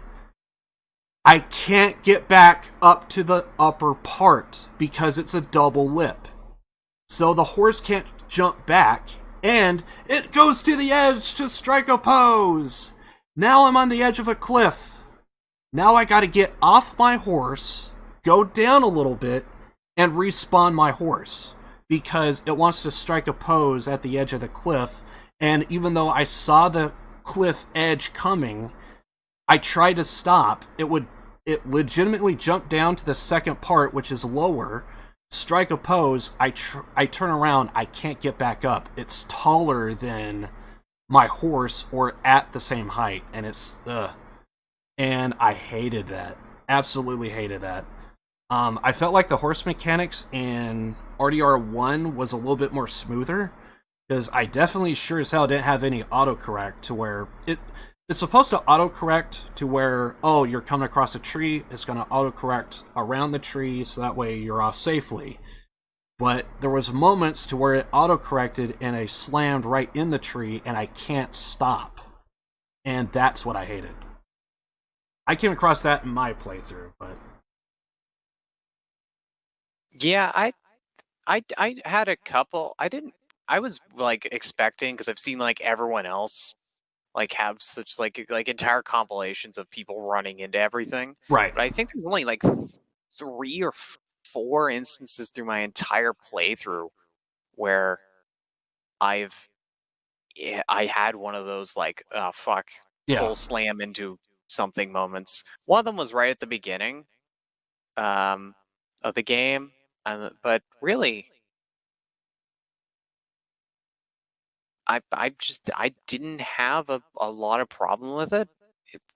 Probably because I took things like in terrain that I'm like, oh, like this isn't great for horses. I kept it slower so the horse had a lot more like maneuverability in that.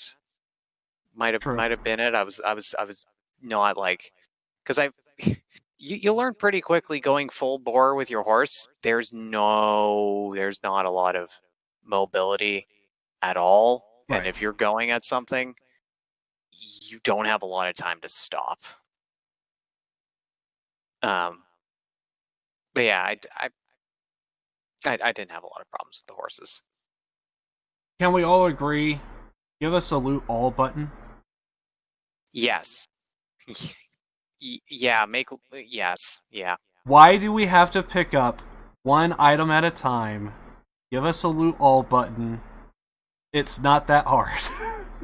Well, actually, I don't know if you knew this, but if you got loot right next to it, in the middle of your animation where you're picking it up, you can, if you immediately hold the next loot button, you'll immediately like finish that circle. And then once you're done with that animation, your guy reaches over and does the animation for the next thing. So you can string picking up stuff within the animation. I never held, but I did tap a lot, I think.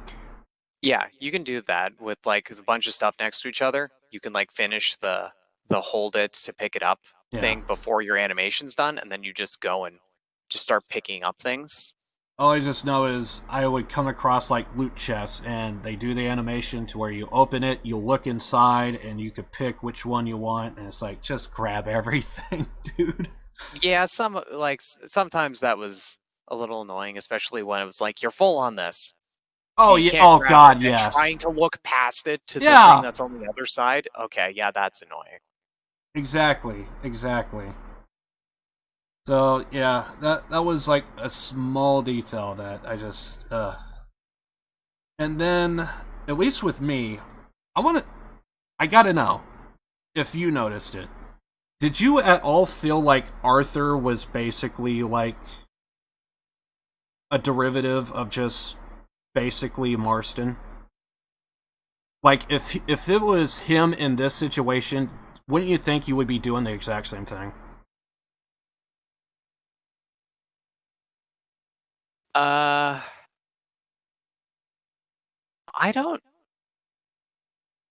Maybe I don't know. I felt like Arthur had a pretty like they definitely like Arthur and John's personalities definitely meshed well together, especially close to the end of the game when they're both just done with it. Yeah. And they're like, yeah, let's, if there's one good thing I can do, John, it's going to be to get you and your family out of here.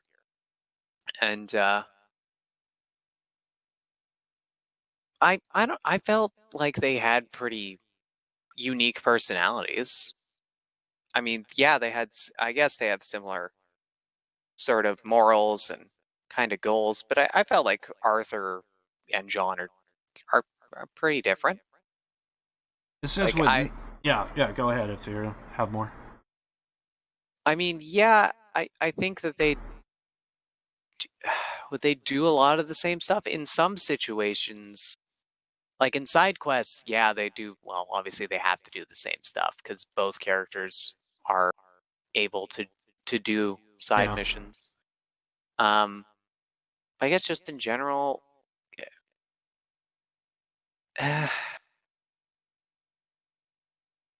I don't know. It's kind of hard because you're thinking within the constraints of like game mechanics and that. But I just from personality wise, I think John and Arthur are distinct personalities which do mesh well together, and they do have similarities between them. I do think they have similar morals, or at least come to value similar morals by Right. the end of the game. It says with me, for some reason, I felt like once I seen it, I can't unsee it, to where I felt like if Marston was in the same situation, I felt like he would do something similar. The way I would describe their voices is somewhat similar, kind of like rugged, kind of raspy a little bit, maybe. Marston is probably a little bit more like a higher pitch than definitely, Arthur. yes. So, like, there was small similarities, but I felt like I was basically playing the same character. Not that that's bad, but I felt like, well, if you're basically making, like, what I saw, like, Marston 2.0, then why not just go with Marston, if that's... But you can't really do that, because we kind of already told, well, essentially, Marston's complete story arc. So, and sadly, that's one area I don't think I could talk about, because you never finished RDR1. Or have you? Or I finished RDR1, I just don't remember it. Oh, you don't remember it. Okay. Okay. Oh, well, I was under the impression you didn't finish it. Oh, no, I finished it, yes. Okay. So, I mean, by the way, spoilers to RDR1, I guess. Here's one thing I actually really did love about both RDR1 and 2. I love the fact that the game is basically showing you that characters don't live forever. I love that idea. That's the reason. That's one of the reasons why a movie like Scarface, if you ever seen Scarface with Al Pacino, like, that's one of my favorite movies of all time. That's simply a 3-hour-long movie? Oh, That's yeah. a good movie. Because with that, the character doesn't live forever. He has an end. He dies at the end. And that's what I like to see from Red Dead Redemption. They point out that these characters don't live forever. And it's really kind of hard to say who went out better, because there was something about seeing John Marston in RDR1 to where essentially he tells his family to get out of here, and because he's at his ranch. By the way, it's the same ranch that you build in RDR2. Yep. Hell, I think you even had a hoedown during that, didn't you? Like, didn't I think it was like Charles or somebody, or Uncle, I think. Mm-hmm. You're practically having a party, and you're you're putting a house together. So, but yeah. You had anything to say about that, or? Yeah, I remember I was streaming it, and I ended the one stream just after we finished building the house. I said, "When are we building the barn we die in?" And it was literally the next mission when I started up stream, and I'm like, "Oh, we built the barn I die in."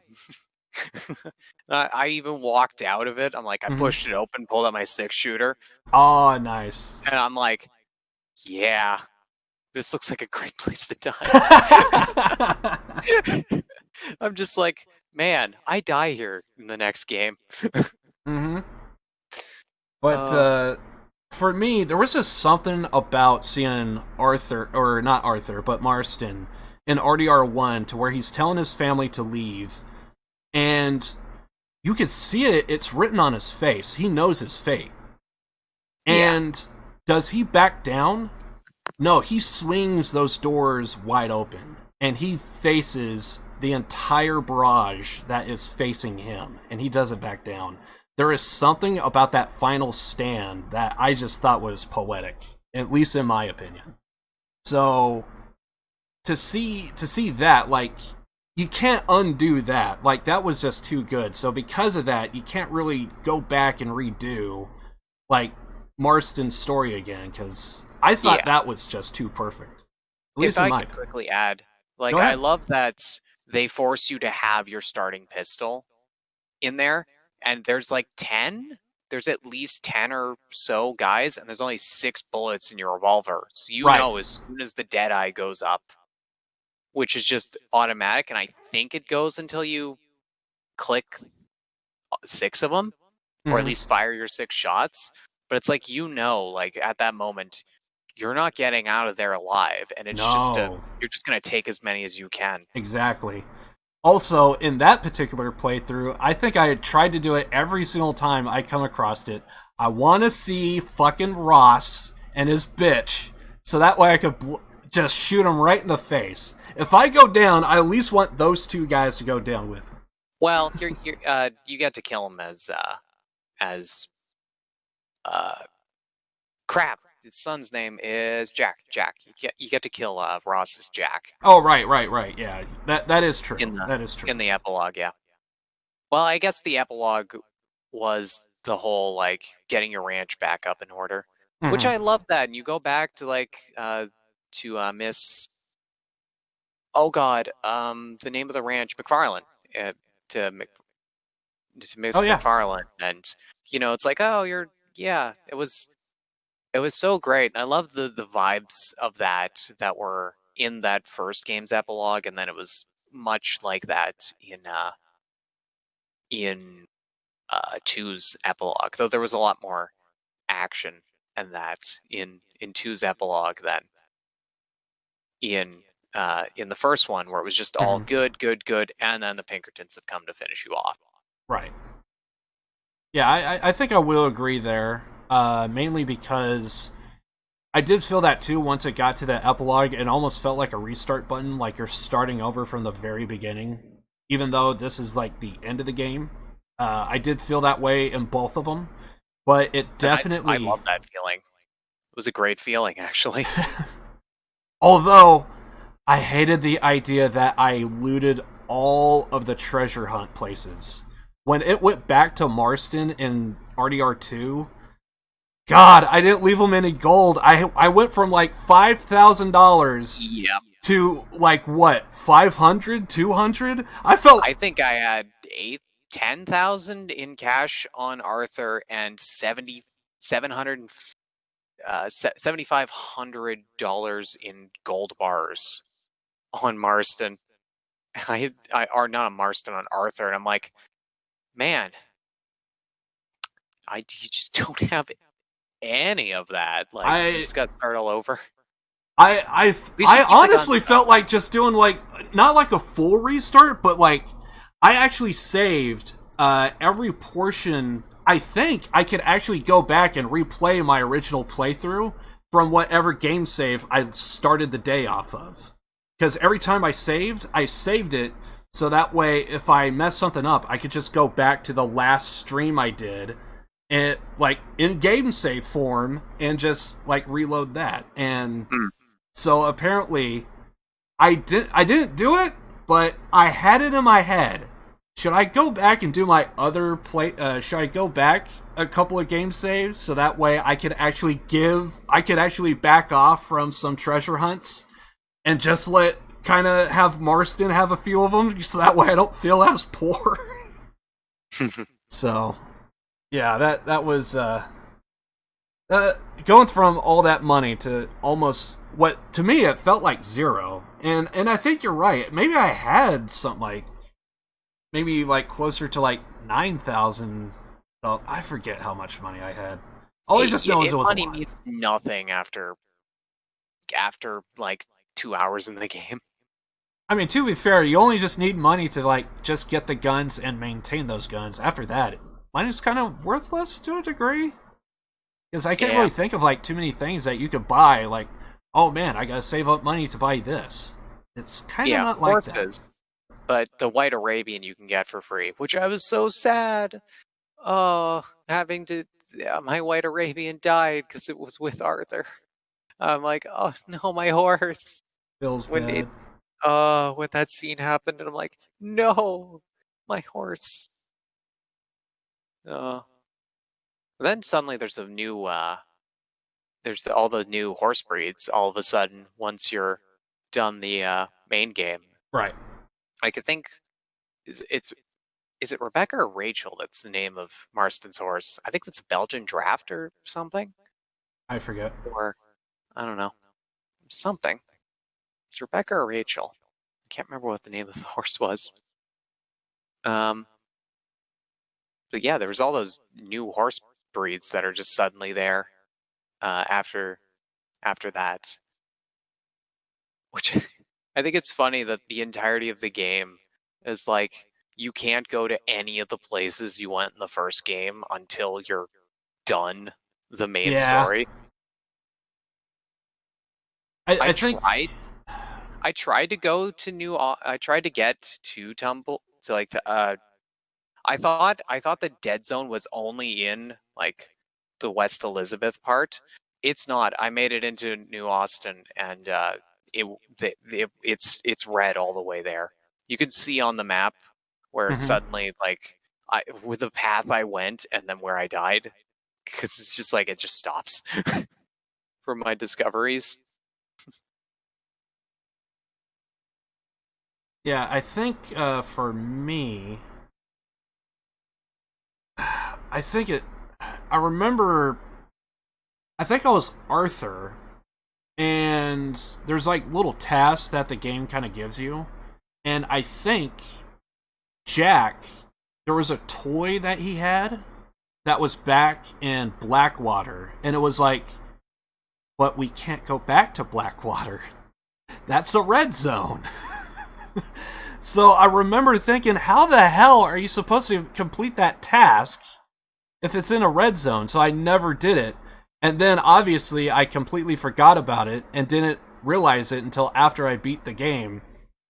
Can you still do that as Marston? Because it's open at that point. That point I could do it, but as Arthur, you can't really go back to Blackwater.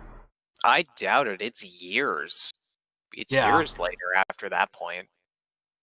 So I don't think that thing will be up, but I was thinking, how the hell are you supposed to do that?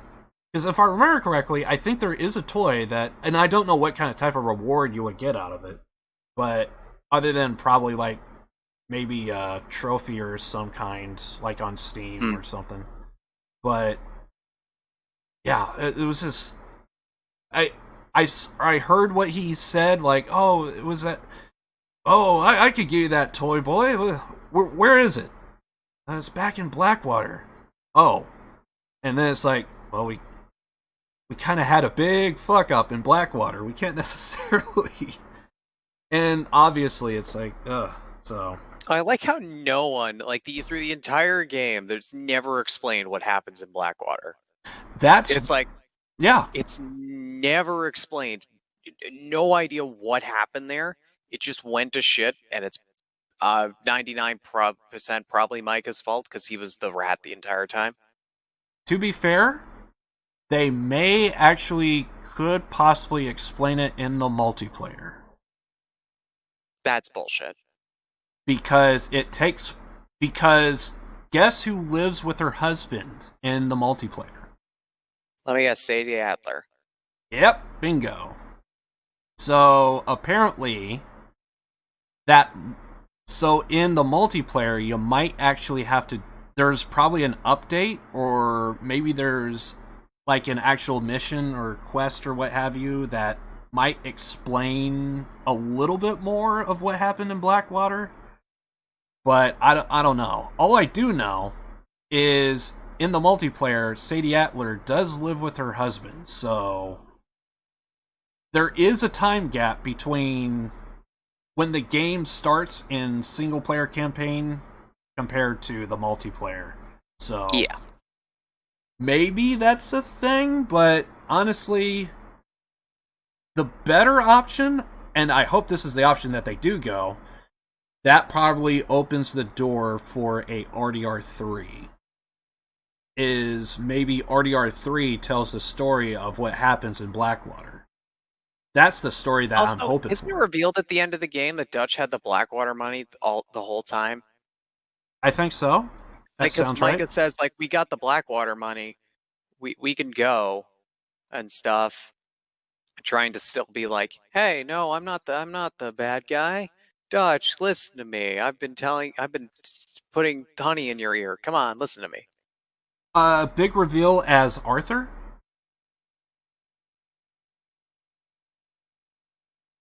Pardon?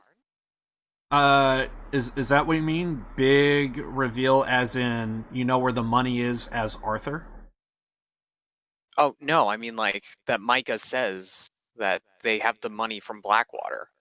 Like, I think he straight up says, we've got the Blackwater money. When you kill him, or? No, when you're at the standoff outside Beaver Creek, just before the Pinkertons show up outside Okay. Beaver Creek, when you have the standoff. Because I do remember that there is an option, essentially it's the last mission, to where you could either go with Marston to... Or go back for the money. Yeah. I was curious, what happens if you go back for the money? Oh, dude, the scenery looks freaking beautiful. Basically, you go back to the camp, and it's all on fire, and you're surrounded by flame. And it's the exact same fight. Exact same, I looked it up on YouTube. I think I even have it in the playthrough. Because I was curious too. I wanted to see what would happen if I went with the money. And it's basically all the same fight. The only difference is I don't think you're really getting chased down too much by the Pinkertons.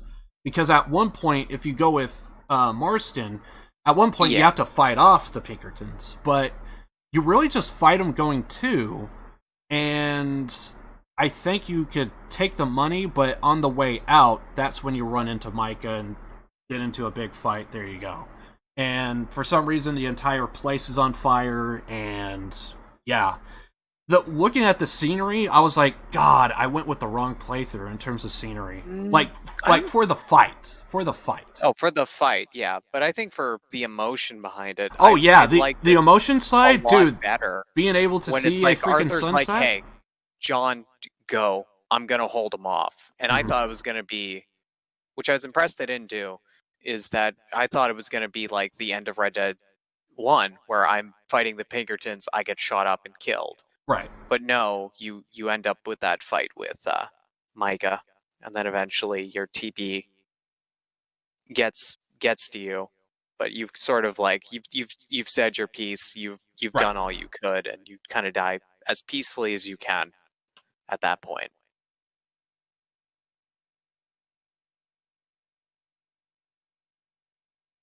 Which then I was like, wait, I was wondering how it goes if you go for the money, because that's a much more selfish thing, and I feel like it doesn't have that, like it doesn't have that same emotional thing, and doesn't really fit with what Arthur's been doing up to that point, honestly. Like with trying to get John out, but then all of a sudden, like. Though I'm curious as to how things sort of change, because I imagine a lot of stuff changes depending on if you're honorable and if you're not, and you just do a lot of evil stuff. I'm like curious to see how, like, what in Arthur's sort of like demeanor and stuff changes when you go full like a terrible human being, as opposed to being like, you know, you do bad things, but you try and be a good person. You want the answer, or no? I want the answer. I'm not playing through 100 hours of the game just to see that. You just take a bullet in the face. That's it. Yeah, Micah just shoots you in the face, and he walks off with Dutch. That's it. That's all that happens. I feel like that's you don't get. Because you're like struggling over the gun and everything, so. Yeah. You know what? That's pretty fitting if you do that. It's like if you do that at the end. I imagine you just do that at the end of a unhonorable sort of run where you're just being a scumbag and you've maxed out your infamy. And it's like you don't get that piece because you haven't tried to really atone for what you've done. Also, did you know that the game foreshadows your playthrough? Does it now? Do you remember cutscenes with a deer? As a matter of fact, when you get TB, you see a deer? If you get the Yes. bad playthrough, you get the wolf. Good playthrough, you get the deer. Oh. It foreshadows your playthrough. Because every time when there's a chapter, when there's a big event that takes place and everything they're trying to settle down. Whenever they go to those cutscenes, it's foreshadowing your playthrough. You're either going to get the wolf, the bad playthrough, or the deer, the good playthrough. Oh. I didn't know about that. How I found out is so like someone from my stream, they were actually saying, so did you get the deer? And I'm like, I thought it was like some kind of type of like big reveal or something. I'm thinking like deer, like there's a scene with a deer. Dude, I don't want to hear anything about spoilers. No. Did you get the deer? The hell are you talking about, dude? like I didn't know. Like I was thinking it was spoiler stuff, so I was like, dude, don't talk about spoilers. And the whole time, eventually he said, oh, if you get TB, you either get the deer or the wolf. And I'm like, the hell? Really? Are you... Like, all of a sudden, I felt bad because I kind of felt like, dude, I don't want to hear about spoilers. And I was kind of getting, like, a little hasty with them. And it was just, I didn't want any spoilers. And I thought he was talking about spoilers because in gameplay, I didn't come across any deer. But then I just kind of, like, just forgot about the whole scene with the TB and you see the deer. I didn't know there was a meaning to that. And then when he told me, it like all came together and I'm like, oh god, I feel like ass right now. Dude, I'm so sorry. I forget who that was, but dude, again, I'm sorry, whoever you are. I'm sure your name will come up eventually if my memory gets good. But anyway, yeah, so kinda that's how I discovered it. And yeah, that's the thing. So apparently in RDR2 at least, they do the cutscenes foreshadow your playthrough. At least up until that point. So yeah, there's a little something I didn't know. And there's only kind of like two other things I really want to talk about. One of them is real quick.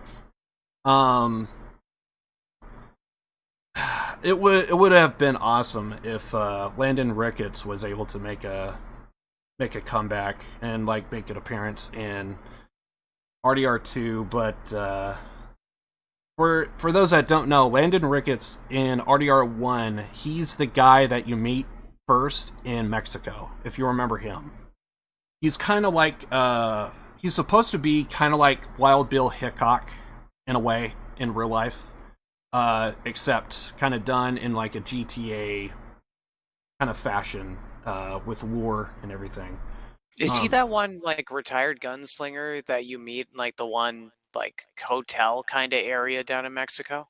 He's basically their sheriff to a degree. I think I remember him. Long He's, like, overcoat, grizzled, and like white hair, cowboy hat, and he's the one that really. You basically do like a whole bunch of what is it? Deadeye with him. And he just has you like shoot some bottles, and I think he takes you out to like scare some like birds, and it's like, hey, shoot those birds in the sky. Yeah, that's Landon Ricketts. Okay. I do like the fact that they did reference him multiple times. There's cigarette cards. I don't know if you ever did those. I almost have all of them, yeah. If you did the cigarette cards, one of them is actually of Landon Ricketts, and they use the actual name, the character, likeness, all that stuff.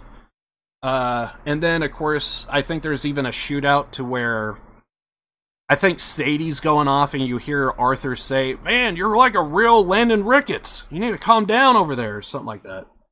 But the reason why they didn't have him in the game, the voice actor passed away.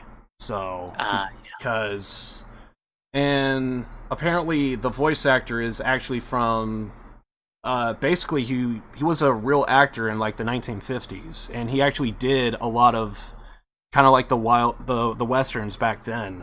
So it's kind of awesome that you kind of say that the guy never left, but anyway.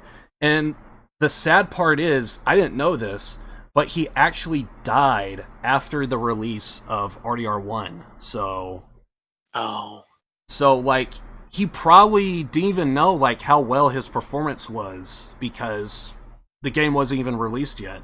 So that kind of hurts a little bit because I thought I actually did like Landon Ricketts. He was one of my favorite characters in RDR1. So if they ever do bring him back, it's not going to be the same voice actor. But I thought he was a cool character.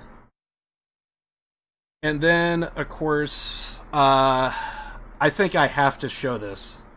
Mostly just because I just wanted to show off some contrast between me and Dark's playthrough. There's one particular scene, I've been using the term easy mode. I just want to show this off. It's muted, but I just want to show off this scene for what happens here. So right now, we're watching Dark's playthrough. I just want you to just get the vibe of this scene. So you could see everything, right? You just see how well you could just see everyone. Everyone's just lit up. Just look at this. So this is what Dark went through in his playthrough. Right now we're watching the moment in the game to where you get back from the island and you're having the big fight out in the swamp. These are Pinkertons, they're swarming the place. So apparently they had to get out of, I believe it was Saint Denis, outside Saint Denis. Yeah, Shady Belle. Yeah, exactly. I forget the name of, I just remember the town it was near. I don't remember the actual name and that stuff. But so this is the fight that we're seeing. Like this is what Dark had to put up with. Like I'm almost practically jealous that this is what he did. So I mean, I guess I could play this out, but why don't we take a small look at what I went through? Now here's my playthrough. Now you saw easy mode. Let's take a look at hard mode. Who is this man right here? Can you see his face? Who the hell was that? So then, I'm tossed the gun. And now, where is everybody? Oh my god. Where is everybody? Can you see? What's going on here? I can't see shit. Dude, what is this? This is what I had to put up with. Same fight. Same spawn, same location. But what is this? I don't know. My graphics were at like nothing. So now I just saw Sadie go in, take up a position, and now I just figured, fuck it. I can't see shit, so let's just go in and do this. This is what I had to put up with. So I am jealous. Who is that? Who just ran off? I don't even know. Okay, someone is, well, they're not shooting me, so I guess they're fine. It's weird that the Deadeye doesn't. What? Yeah, Deadeye is not working on me. I can't. Look at this. Look. Are you playing on a hard? Is this the only time this happened? I think so. Who is? How did I? What? What is going on here? By the way, shot the dick. 3, 2. Wow! Right in the dude, I shot that guy right in the D. I have to freeze frame it in order to see, but this guy takes it hard right in the dick. Wow! That's some sniper elite testicle shots right there. It's really hard to tell, but you see the blood and everything. It is just... Oh, man. He takes it right in the D. So right now I'm cracking up laughing. And I just can't see anything. This is what... When I said Dark was on easy mode, this is what I'm talking about. You meant playable. I am legitimate. I would have pulled out the shotgun at this point. Yeah. I think I am using the shotgun, to be honest. No, you're using a repeater. Oh, this guy takes it right in the face. Bam! I love those executions. I never did enough of those. I feel like I could do that on every single guy. I still think it's not enough. Like, I need to do that like just a few more times. And I think at this point, okay, so the game is telling me go to the Gatling gun. Hey, Dark, you see a Gatling gun anywhere? Because I sure as hell don't. I don't even know where the Gatling gun is. I'm using the mini-map in order to get around, because I can't do it. There it is. Well, there it is. Well, now I'm on it. So, I can't... Who am I shooting? It's just... This is fair, what... It's a machine gun. You just hold the trigger and point. Oh, man. But yeah, this is what I had to put up with. Honestly... So many good slow-mo shots with the freaking Maxim. Oh, yeah. 100%. But the whole time, I'm just moving, I'm just shooting anything that moves. That's like probably like the best shot right there, ever. Like, well, throughout this bit here, anyway. I did like the Gatling gun, because I felt like it was a legitimate Gatling gun. If it touches you, you're dead. And I loved that about it. But anyway, that's what I mean by easy mode. So... It wasn't like anything like, oh, Dark, you're playing on suck mode, you know. No, I legitimately couldn't see shit. I was legitimately having to fire at, like, I was looking at muzzle flashes. I had to look for muzzle flashes and like, oh, that's a guy, shoot there. Like, with you just do like dead eye and like boom, boom, boom. Everyone's lit up like a Christmas tree. With me, I didn't get that. Like, I don't know if there was a setting or what have you, but I couldn't see anything. And I think I did have people light up. It was just the fog was so thick. I didn't have that, so I don't know what happened. All I just know is I couldn't see anything, so for the record, that's what I mean by easy mode. Because Dark could see everything. I couldn't. I couldn't. What I loved about that, I couldn't tell friend from foe. And I almost kind of felt like, dude, this should be a thing. If you can't see your own target, what if you just shot like your own like teammate? And what if that's part of the story? Is it so thick with fog you can't see anything? And like I shot Sadie Atler. And I thought that would be like a great story there. To where you didn't do it intentionally, you did it because you just couldn't see anything. And I honestly thought that would have been awesome to actually kind of do, because that would make a kind of another layer to the story. And plus, this is kind of like around the time to when things were just kind of going south. And in my head, I just thought that would be like a great little thing. Maybe it's just me, I don't know. But it also really does depend on who takes the bullet, because, it's what I learned from Yakuza. The person you like the most, don't get too attached. So, but yeah, that's so that was a little gist of like my experience with the game. And honestly, that swamp fight was one of my favorite fights, just simply because I couldn't tell friend from foe, and that's what. Because it's always like, hey, go here, you know who your targets are, so you shoot them. But in that particular case, I couldn't see my targets, and it made it that more chaotic. And I felt like just, like, holding a position and just firing, I felt like wasn't gonna do me any good. So that's the reason why I got up and started just bum rushing these shadows. And, yeah, so there you go. But yeah, that was something else. Anything else that you would like to add to RDR in any way, shape, or form?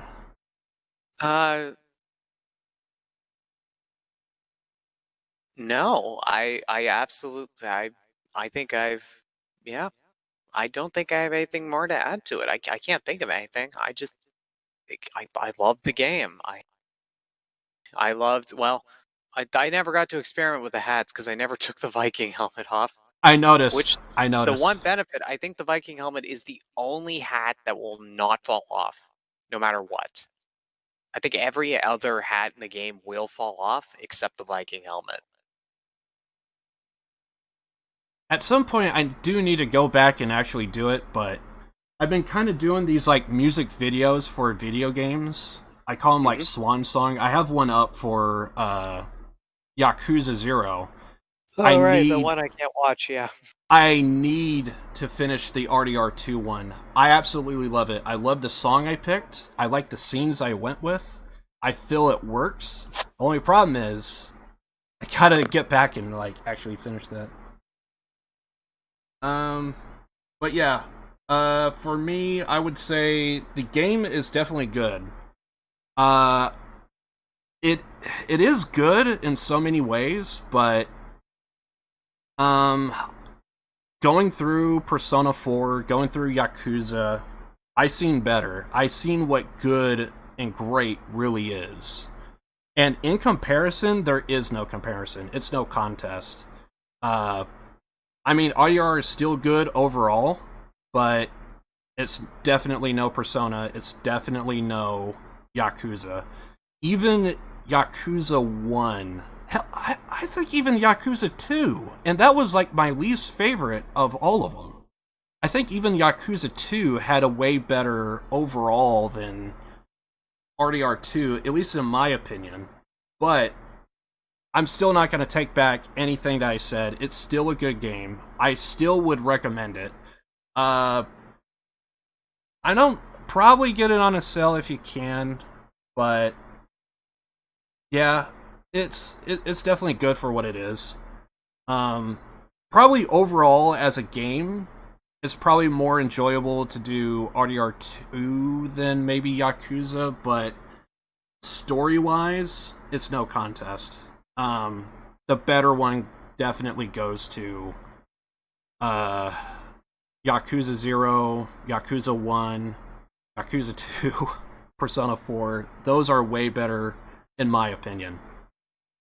Yeah, for a story-wise, out of all the games I mentioned, probably Persona 4 is the better choice, just simply because of the price. I think except for Yakuza 0, I think that one's $20 brand new as well.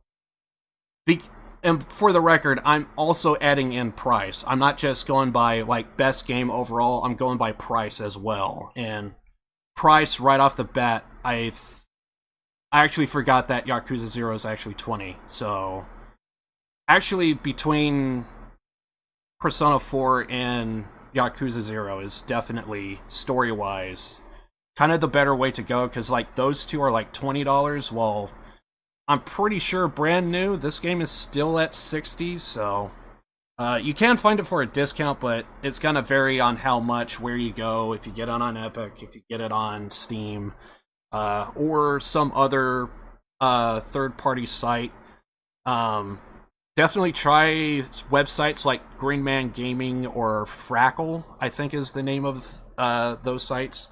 Those are going to be like the Steam version, or sometimes they specifically say what version of the game it is. So it might say Epic, it might say, what have you. So, in my opinion, that's what I would say. I don't know if, I can only assume you recommend the game as well, right?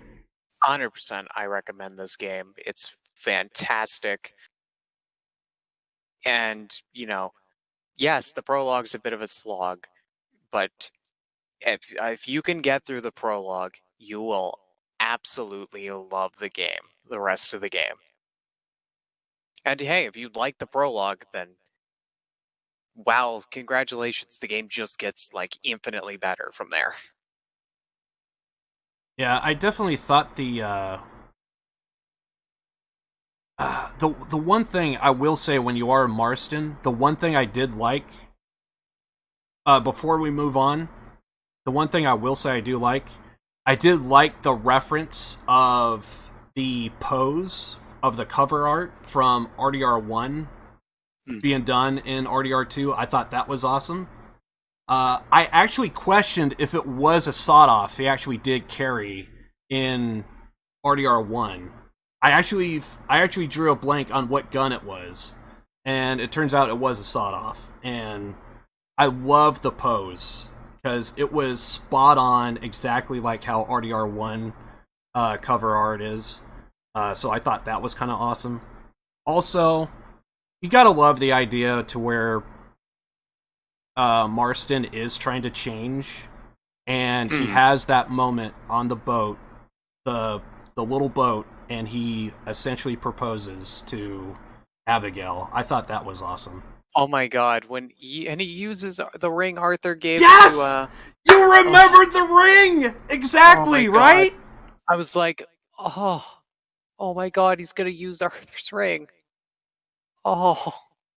To be honest, I actually forgot to look that one up. I want to see that moment. I believe me, I'll look at it eventually, but I do want to see that moment on your stream because, dude, he uses the ring that Arthur gave him. That was just so awesome. I loved it. Yeah. So, also kind of also shows like a little bit of deep, because I honestly thought they were already married and like they already had like the ceremony, but it turns out it was kind of half-assed from the way it sounds. So like he's legitimately trying to change, and like he wants to do his wife right by giving her a proper wedding and all. And I thought that was it just shows like what kind of type of person that Marston was. And yeah, it was so good. And then the first game happens. Mm-hmm. It's but like, yeah. But anyway, it's so good. Other than that, I don't think there's anything else I want to add. I think I said my piece. Yeah, I think I've said enough. All right. Or probably not. I'm probably forgetting things, but fantastic game. Loved it. It's So much good. challenges. The challenges can go fuck themselves. They can go fuck themselves. They fucking suck. I hate that the challenges, especially the one where you have to pick every motherfucking herb in the fucking game, is not retroactive because there's a goddamn compendium that it can't fucking apparently reference that you've already picked that fucking plant. Wow. Also, the gambling ones fucking suck. Fuck dominoes. It's a fucking stupid ass game. I know how to play now. I can safely agree, but also at the same time, I will say this. Dark, I can't help but notice in your playthroughs, you try and 100% the entire game almost. I'm 92.6% on the game.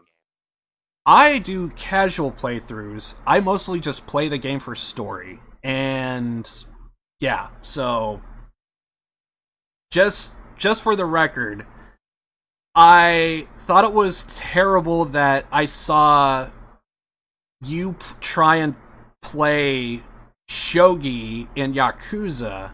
I could only imagine what it was for dominoes in RDR2. Okay, dominoes is better than shogi. Let me get that straight out of here. I know it! I played dominoes for another fucking infinity than fucking shogi. Shogi is bullshit. It is a bullshit, stupid-ass thing that completely defeats the purpose of chess. That's why, even in Yakuza, love the game, I didn't do everything. So I stayed the hell away. I forget who said this and why, but I remember someone saying, if you can't swim, don't jump in the pool. Exactly. And that's exactly what I do. I don't know shogi, never played it. I'm not jumping in that pool. That's all I know.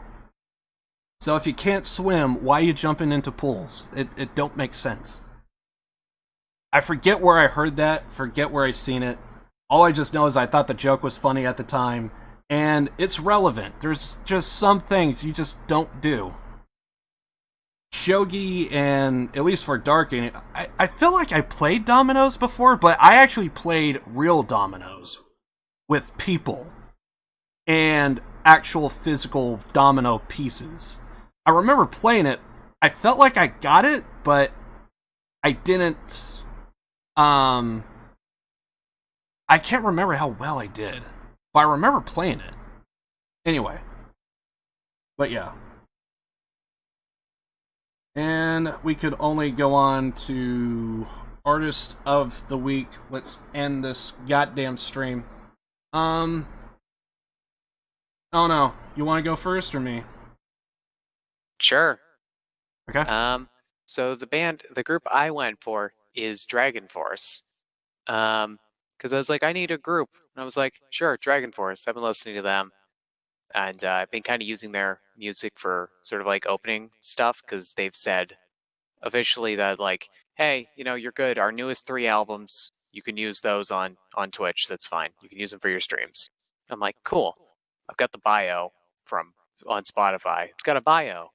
Known as the fastest band in the world, Grammy-nominated extreme power metal band Dragon Force is based in London, England. Their platinum-selling records, Through the Fire and Flames, brought them international acclaim and was featured as the most challenging song in Guitar Hero 3.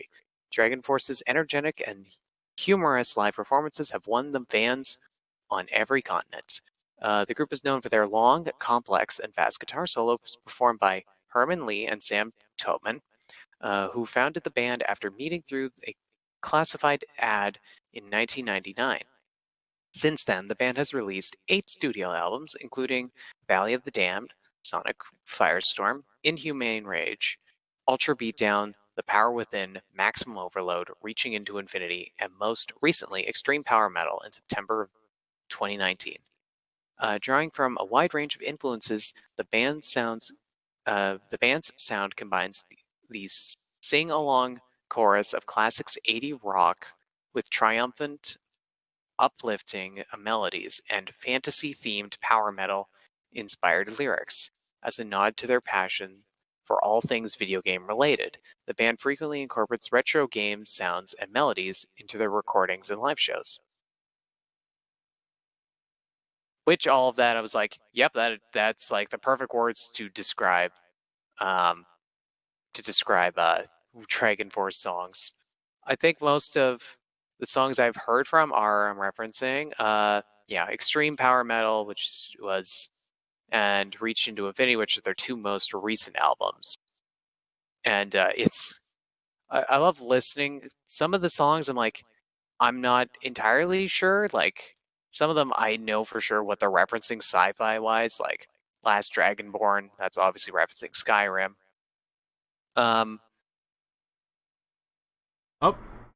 Dark. We lost Dark. R.I.P. Oh, are we good? Are we? You just dipped. What? Yep. My Discord dropped. When did I drop? I don't know when I dropped. When did I drop?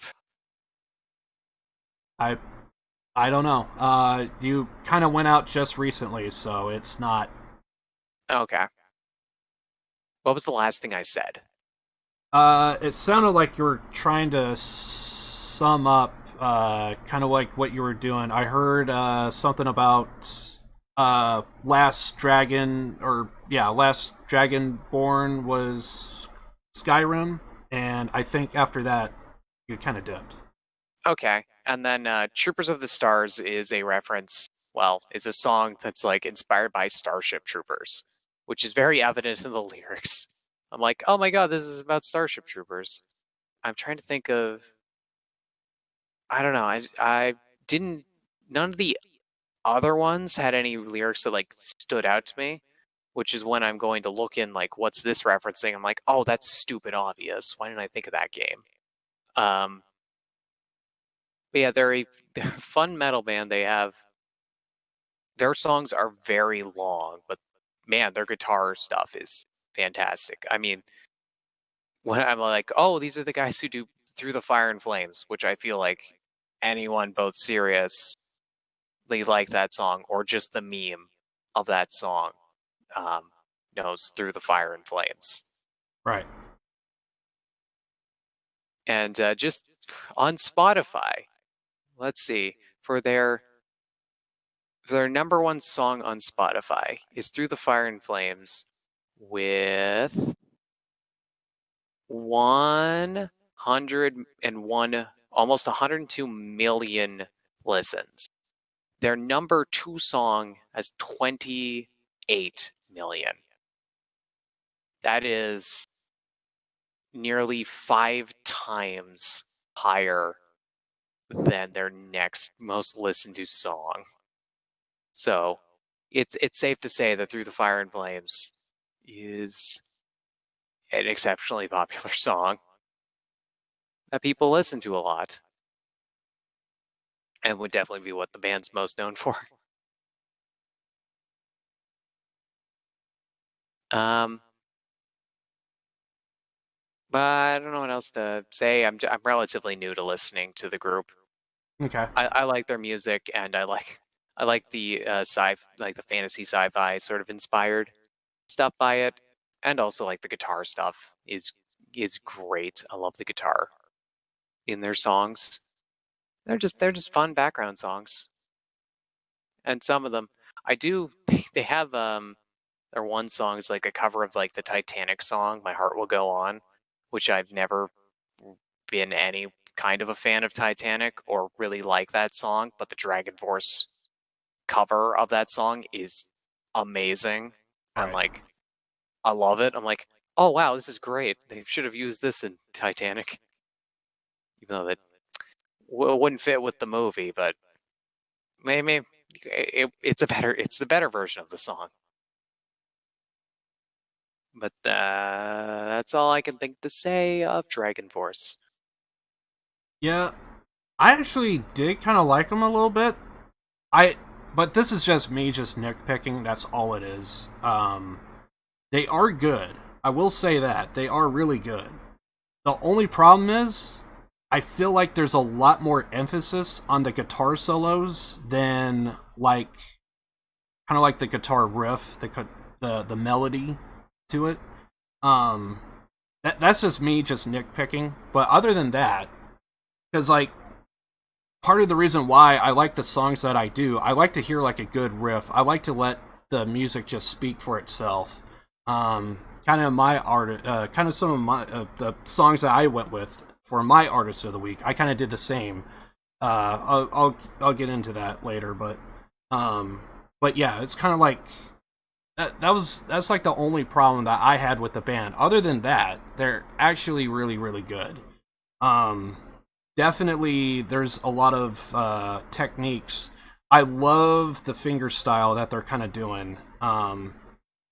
Because I try to learn how to play guitar, and learning finger style is something else. Basically, if you don't know what it is, just listen to a guitar solo from one of these guys. You'll see what I mean. And typically, it's kind of done in more of like a Spanish kind of style is where it's derivative from. But a lot of guitarists and metal bands kind of do fingerstyle as well. There's definitely a lot there, just from looking at the footage. I'm actually kind of glad I did the screen share on this. That way, when I say fingerstyle, you can kind of see it. But yeah, it's actually really good. I didn't know they were songs kind of from video games. I thought that was awesome. If I had to pick a favorite, probably, I think it was Last Dragonborn, I think was the song that I liked, if I remember correctly. But yeah, it was actually pretty good. And then, nice. Since Dark said he was done talking about his, now on to mine. Jesus Christ. Wagaki Band, what did you do? And how did you screw up my freaking goddamn YouTube recommended? I don't know what the hell's going on here. This is easily the first band that I came across because of Wagaki. And this is actually the first music video I seen. And I was blown away. I thought this was awesome. If you're into metal, you're gonna love this band. They are really, really good. They're from Japan. I'm gonna get my notes here. So they're just so good. I love them so much. There's something about the drummer that just... Oh my god, is she actually wearing high heels? I'm hoping to god that's a foot pedal. I just now noticed it. Dude, I thought I looked it up, and she didn't have high heels. Okay, so... The first thing I noticed is they're all in high heels. Lib, just so you know, they can't see the video. I thought I was supposed to click on that. Damn it. Yeah, I'm the worst. But anyway, god damn. It's so weird that I'm talking about a drummer, and the reason why it's difficult to be in high heels and tapping your feet is from what I learned in playing guitar, actually. Okay, that's actually a foot pedal. Never mind. Okay, that changes everything. So, basically, if you ever tapped your foot, if you lift with your toes and tap that way, when you learn guitar, one of the first things they teach you is actually how to tap your feet properly. I know it best as a tempo device. It's a needle, you just kind of like pull back on it and just swings back and forth. It has like a pendulum. It will make like a clicking sound. And, a metronome. Yeah, that's it. Yeah. It's one of those things. And I always just call them a tempo device because that's what they're for. And basically what a tempo device is the difference of going from freaking goddamn speed metal, you're speeding it up, you're going really fast, or you're just playing a nice slow song and playing a power ballad, going nice and slow. You know, keep a nice steady pace going. That's what tempo is about. It's just essentially the speed of the song. So that way you don't speed up, you don't slow down, you go at the pace you're supposed to. And they teach you when playing guitar that you want to tap with your heel. The reason why, if you tap with your heel, you lift your heel up, you're working your calf muscle. And your calf muscle is very easy to exercise. So if you tap with your heel, you could do this all day. And as long as you just have like some kind of type of stability with your calf muscle, you're kind of good to go. If you tap with your toes, you lift up, you're actually working out the muscles closer to your shin in the front of your leg area. So because of that, you actually wear out relatively easy. And because of that, you can't really tap your toes for very long. Now, if you're a drummer, you're taught more of techniques and ways to kind of not do that, because some foot pedals, they actually are designed to tap with your toes. And obviously, if you learn more about music, you would actually understand that. And some foot pedals, they are now like kind of like designing them to be kind of like backwards, and you actually tap with your heels, so you won't actually have that problem. And that was actually something that I noticed, because all of the women here that's on guitar and everything, they're all in high heels, every single one of them. And my first thought is, if the drummer is wearing high heels and she's playing, how the hell is she doing that? Because essentially, if you don't know what I'm talking about, if you're wearing high heels, you're basically on your tiptoes, right? So now arch your foot up. Now start tapping. You know how difficult that is? So, like, that was just something I noticed. And for a second there, I thought I actually did see her in high heels, but no, I think that's a foot pedal, actually. But yeah, that was actually you would only learn that if you actually, like, got into music and actually learned, like, how to play a little bit.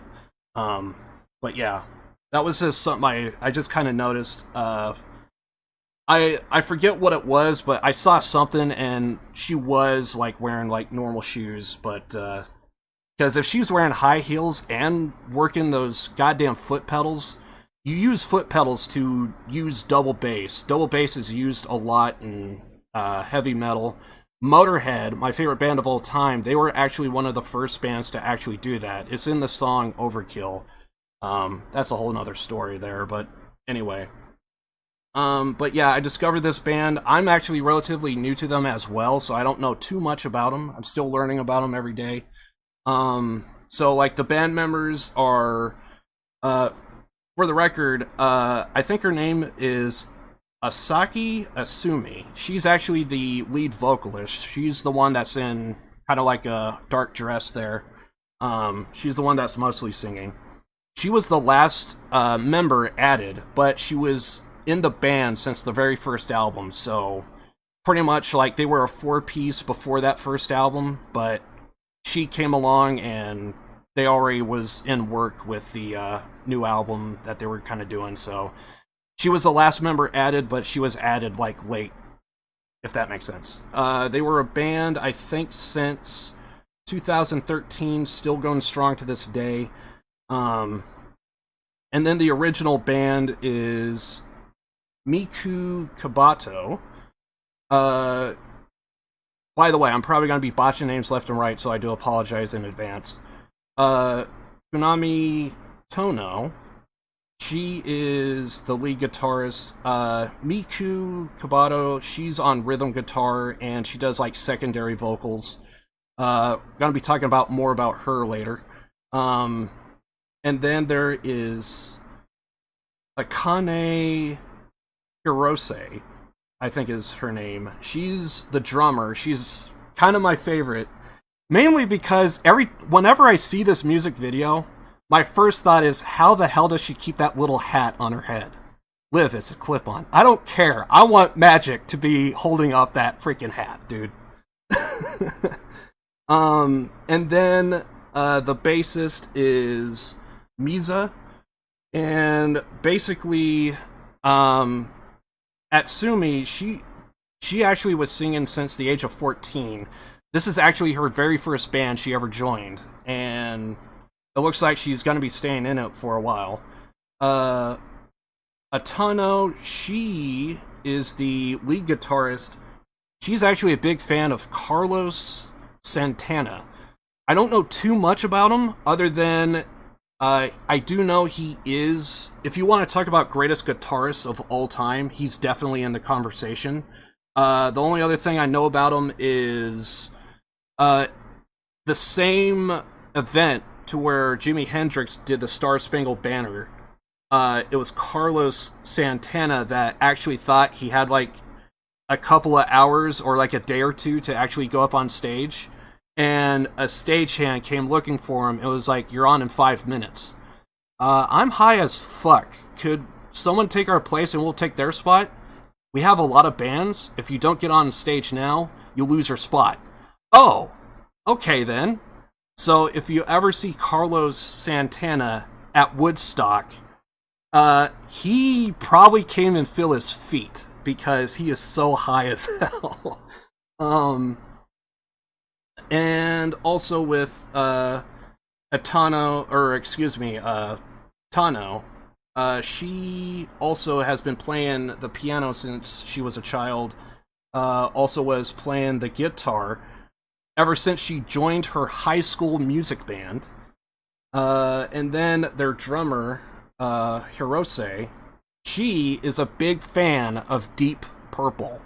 If you are ever going to get into music, I don't need to talk about Deep Purple. They were a previous Artist of the Week. Go watch that. They are the most influential band ever, in my opinion. Particularly... Okay, never mind. I have like a whole bunch of notes. I'm kind of skimming through them. She also played the trumpet and piano as well. Miza, she's the bassist. She is actually a fan of the Smashing Pumpkins and Jimi Hendrix. Once again, they were a previous Artist of the Week. If you don't know who they are, go back and watch that. To be honest, I actually went with Deep Purple and Jimi Hendrix because of this. I wouldn't have to explain them.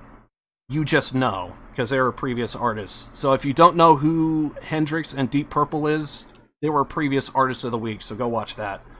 And also, she was also playing the piano since she was about 4 years old. She also plays the trumpet and the guitar as well. So, kind of a little diverse there. And so now, there's no way I could talk about Bandmade without talking about their look and personality. What you see before you is not just something that they just thought of and just ran with it. The rhythm guitarist, she actually, that's Miko Kabato, she actually once worked as a actual, whatchamacallit, she actually worked as a, she actually worked at a maid cafe. It's a real thing in Japan. I'm not making it up. So, apparently, in Japan, they legitimately do this. There actually is a thing called maid cafes. It is real. So, Miku did this for a living. To where she worked at a maid cafe. She had that outfit, she wore it, and this is what she did. So, basically, when she was trying to work, well, in the very early days of Bandmade, basically the band just got together and they said, hey, let's do a gimmick. And it didn't take Miku too long to realize, why don't we be maids? So they just kind of came up with the name and they ran with the gimmick. So because of that, that's what ended up turning it into basically this. So, yeah. So that's what happened. And they don't just have the outfits. They actually go a step further. So, their male fans, they actually refer to as master. Their female fans are referred to as princess. Their concerts are considered servings. This is how far they were willing to go. And I did not know about that. Apparently, upon further research, there may be translation issues, or that actually is what they do. Because I've also came across other research that showed that maybe it's not Master and Princess, but actually Sir and Madam. Either way, they actually have a very strong fan base. And I discovered them because of goddamn Wagaki Band, and I've been watching them ever since, and they're just so good. My favorite song from them is, I think, the song Order. I was actually thinking about either having, whenever I do Artist of the Week, I always try and lay out my artist songs like as if I was trying to kind of do like a miniature album. I try and pick a song to where they have like a little bit of range. So I actually really did kind of like the song Start Over because it had kind of like a jazzy opener, and I thought that was a little different. It's a little more slower paced song. But the other songs I went with, I feel like they're just the best of the best. And I think the song Order, it really, kind of going back to what I was saying about Dark, I kind of like to hear like a little bit of kind of like a guitar riff or some sort in the instruments, so that way, you know, you kind of hear the music just speak for itself. And I kind of felt like with songs like Order, this song, it's Thrill. By the way, that's Miku right there. She's the one that came up with the gimmick. Although you can see the drummer in the background there. But yeah. And they're just really, really good. I like them. Although this is just the start of what the hell did I get into. So, needless to say, there's going to be a whole bunch of weeb shit coming up in the Artist of the Week on my end. I'm not going to do all of them, but I'm definitely gonna do some. So, I need to go through my notes to make sure I didn't miss anything. But other than that, I think where the hell is my goddamn cursor? But other than that, I think that's pretty much it. Damn it! Now I just skipped through. There it is. Oh yeah. The one last thing I did wanted to bring up. I know I'm not alone on terms of thinking that this band is really good. They actually received a couple of nominees for awards, and I kind of wanted to bring that up. The Neo Awards, they were doing, apparently Bandmade was nominated for Best Musical Act in 2020. They won. The Classic Rock and Roll of Honor Awards, they were nominated for Japanese Next Generation in 2016. They won. So I think their accolades and their capabilities in music, I think, just speaks for itself. I personally like them, but I can understand if someone's not really into this kind of type of music. It's understandable. They speak Japanese. There is some moments to where it's like broken English, but it is what it is. But yeah, I like them. And I am still kind of getting used to them. But yeah, they're just really good. I highly recommend them. So yeah. Dark, any thoughts? I liked them. I thought the instrumentals are really good. Yeah. And the vocals are also good, too. They complement the instrumental really well. Yeah. Like I said, I wish I knew more about them, but it's one of those things to where I speak English, they speak Japanese, so yeah, we're not going to be able to like go over everything, but it is what it is.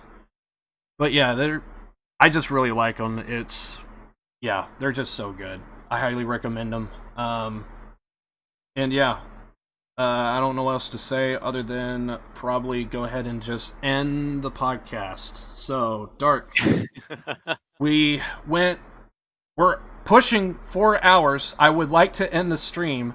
This is why you should have remembered RDR2 next time.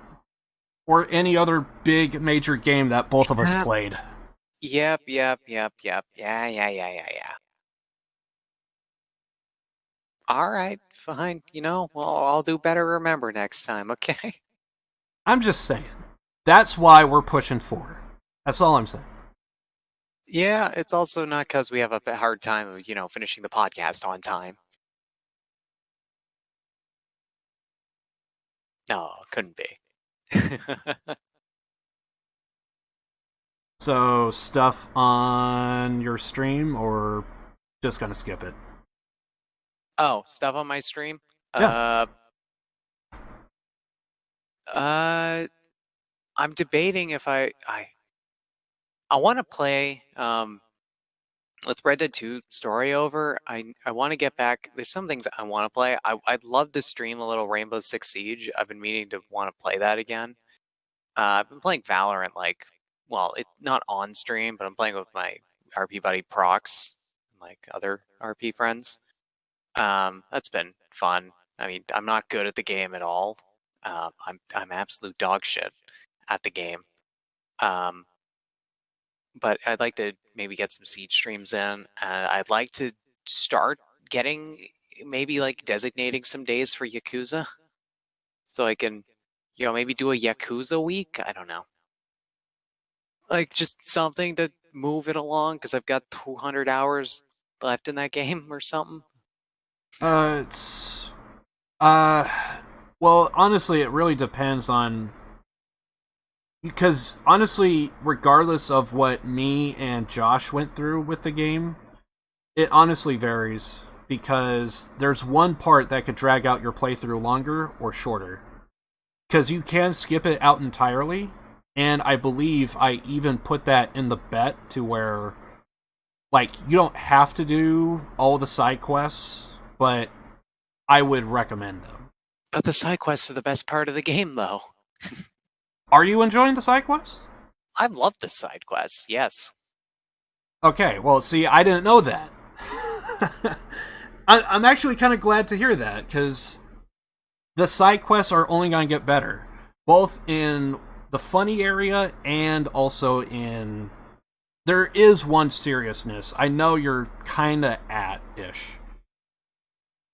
But the one thing I will say about Yakuza, at least to you anyway, I don't know if I ever brought this up before. I do know Josh wants to see you finish Yakuza, but I kind of had it in my head a long time ago that if it's not your game, you don't have to play it.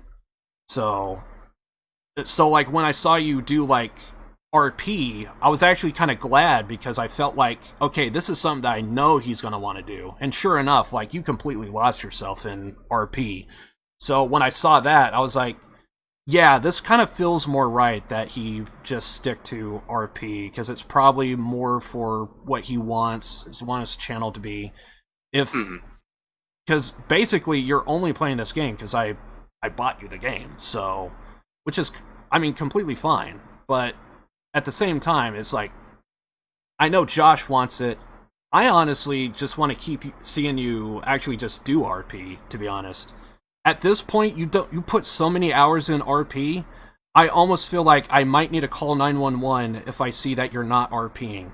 Yeah, hello. I think I have, according to Steam, my source SD, the thingy that it uses to run, it says I've logged 176.3 hours. So probably 165 hours? Probably 100, no, probably close to 160 hours.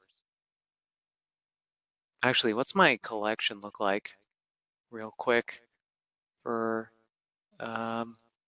collections. For Ryan Hastings, 103 hours in my collections for the videos of Ryan Hastings. Holy fuck. I didn't realize. It's 103 hours. It's 103. Well, there you go. Fuck.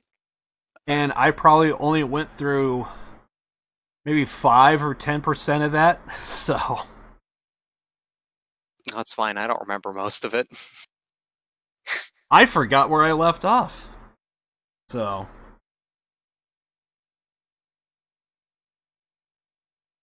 But yeah, you put so many hours, I felt like I need to call 911 if I ever see you not doing RP. Yeah, hello, 911? My friend's not doing RP. Wait, what? What are you talking about? What? Hold on, he's getting on. It is not RP, I repeat, it is not RP. Yeah, I'd like to maybe back off a little bit and, like, not abandon RP. I'm not abandoning RP. Until, like, it dies, until what I'm doing dies, I'm gonna stick with it for as long as I can. Right. But back up a little bit and do more variety streams, because I'd still want to do variety streams, but still do RP. So. Right. Yeah. Yeah. Totally understandable. But whatever you decide, I support it. And yeah, I think there's nothing else. Me, I'm gonna be doing Danganronpa just for a little while. I really want to finish that game because I already stopped cold once doing that freaking game. So basically, I played the game, and then I stopped because I had no idea that Persona 4 was gonna come to PC. And I would take anything Persona. I kind of felt like, oh man, I wasn't going to get Persona 5, but okay, well, I could accept 4. Well, now I went through 4, had so much entertainment out of it. It's basically, I would even take like Persona 1 at this point. Just anything Persona, I would take it. And so I dropped everything to play Persona 4, and kind of having to go back. I'm having to relearn the mechanics. I forgot how certain stuff was done, and luckily, it's relatively understandable. So it's not too hard to follow, but still, to go through all of that again, I think I would be doing the game I think it would be an injustice if I stopped cold again to do Mafia 1 when that releases. So Mafia 1 should be releasing in a couple of weeks near the end of the month. I believe the 25th, so there might be a week or two to where I might have like a full complete schedule and I'll just be doing Danganronpa every day, basically. I just want to complete it before Mafia 1, because when Mafia 1 shows up, I'm going to lose myself in that, and then I think it got pushed again, if I last checked. I don't know if it's December or November. I think it's November.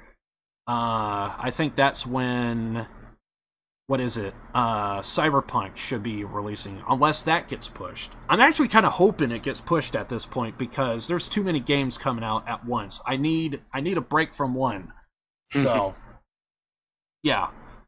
So basically, I just want to beat Danganronpa. Usually I would do Yakuza 0 tomorrow, but I'm only holding back on that just so that way I could hopefully complete Danganronpa, because I think the game is really good. I'm having a lot of enjoyment.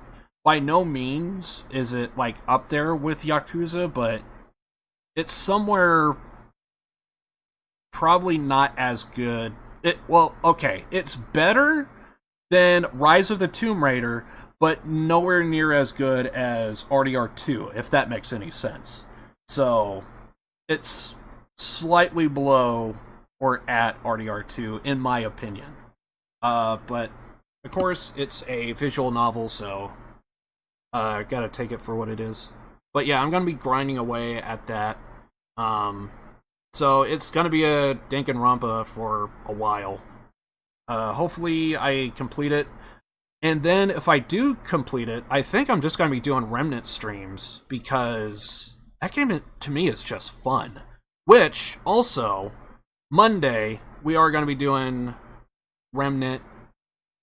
Dark, I can't wait for Monday, man. I want to see it happen. Either. So gonna be fun. I'm gonna be looking forward to that. So I hope to see everybody then. I know I'm gonna be seeing Dark on Monday, so it's just gonna be fun. So yeah, other than that, I got nothing to say. Any last minute thoughts, ideas, or anything that you think we missed? Nope, none whatsoever.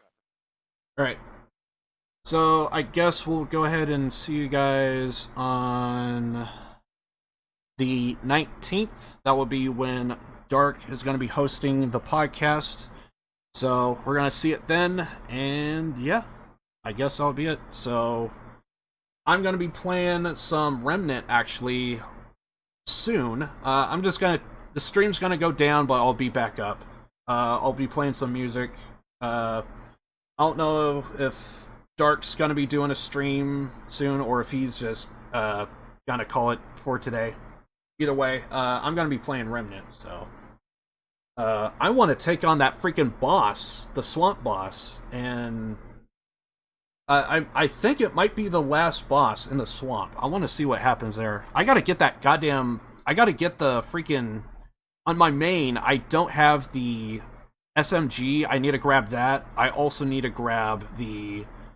Oh god, I might even need to rank up that gun too. I just now realized. So, I got stuff to do. Alright guys, we're gonna head out. Stream's gonna go down, but we'll come back up, be playing some music, and we'll hopefully do a Remnant stream. So, guys, thank you so much for hanging out with us. We'll see you on the 19th of September, and bye everyone. See you guys on hopefully Monday for some more Remnant with Dark, me, and Lucky.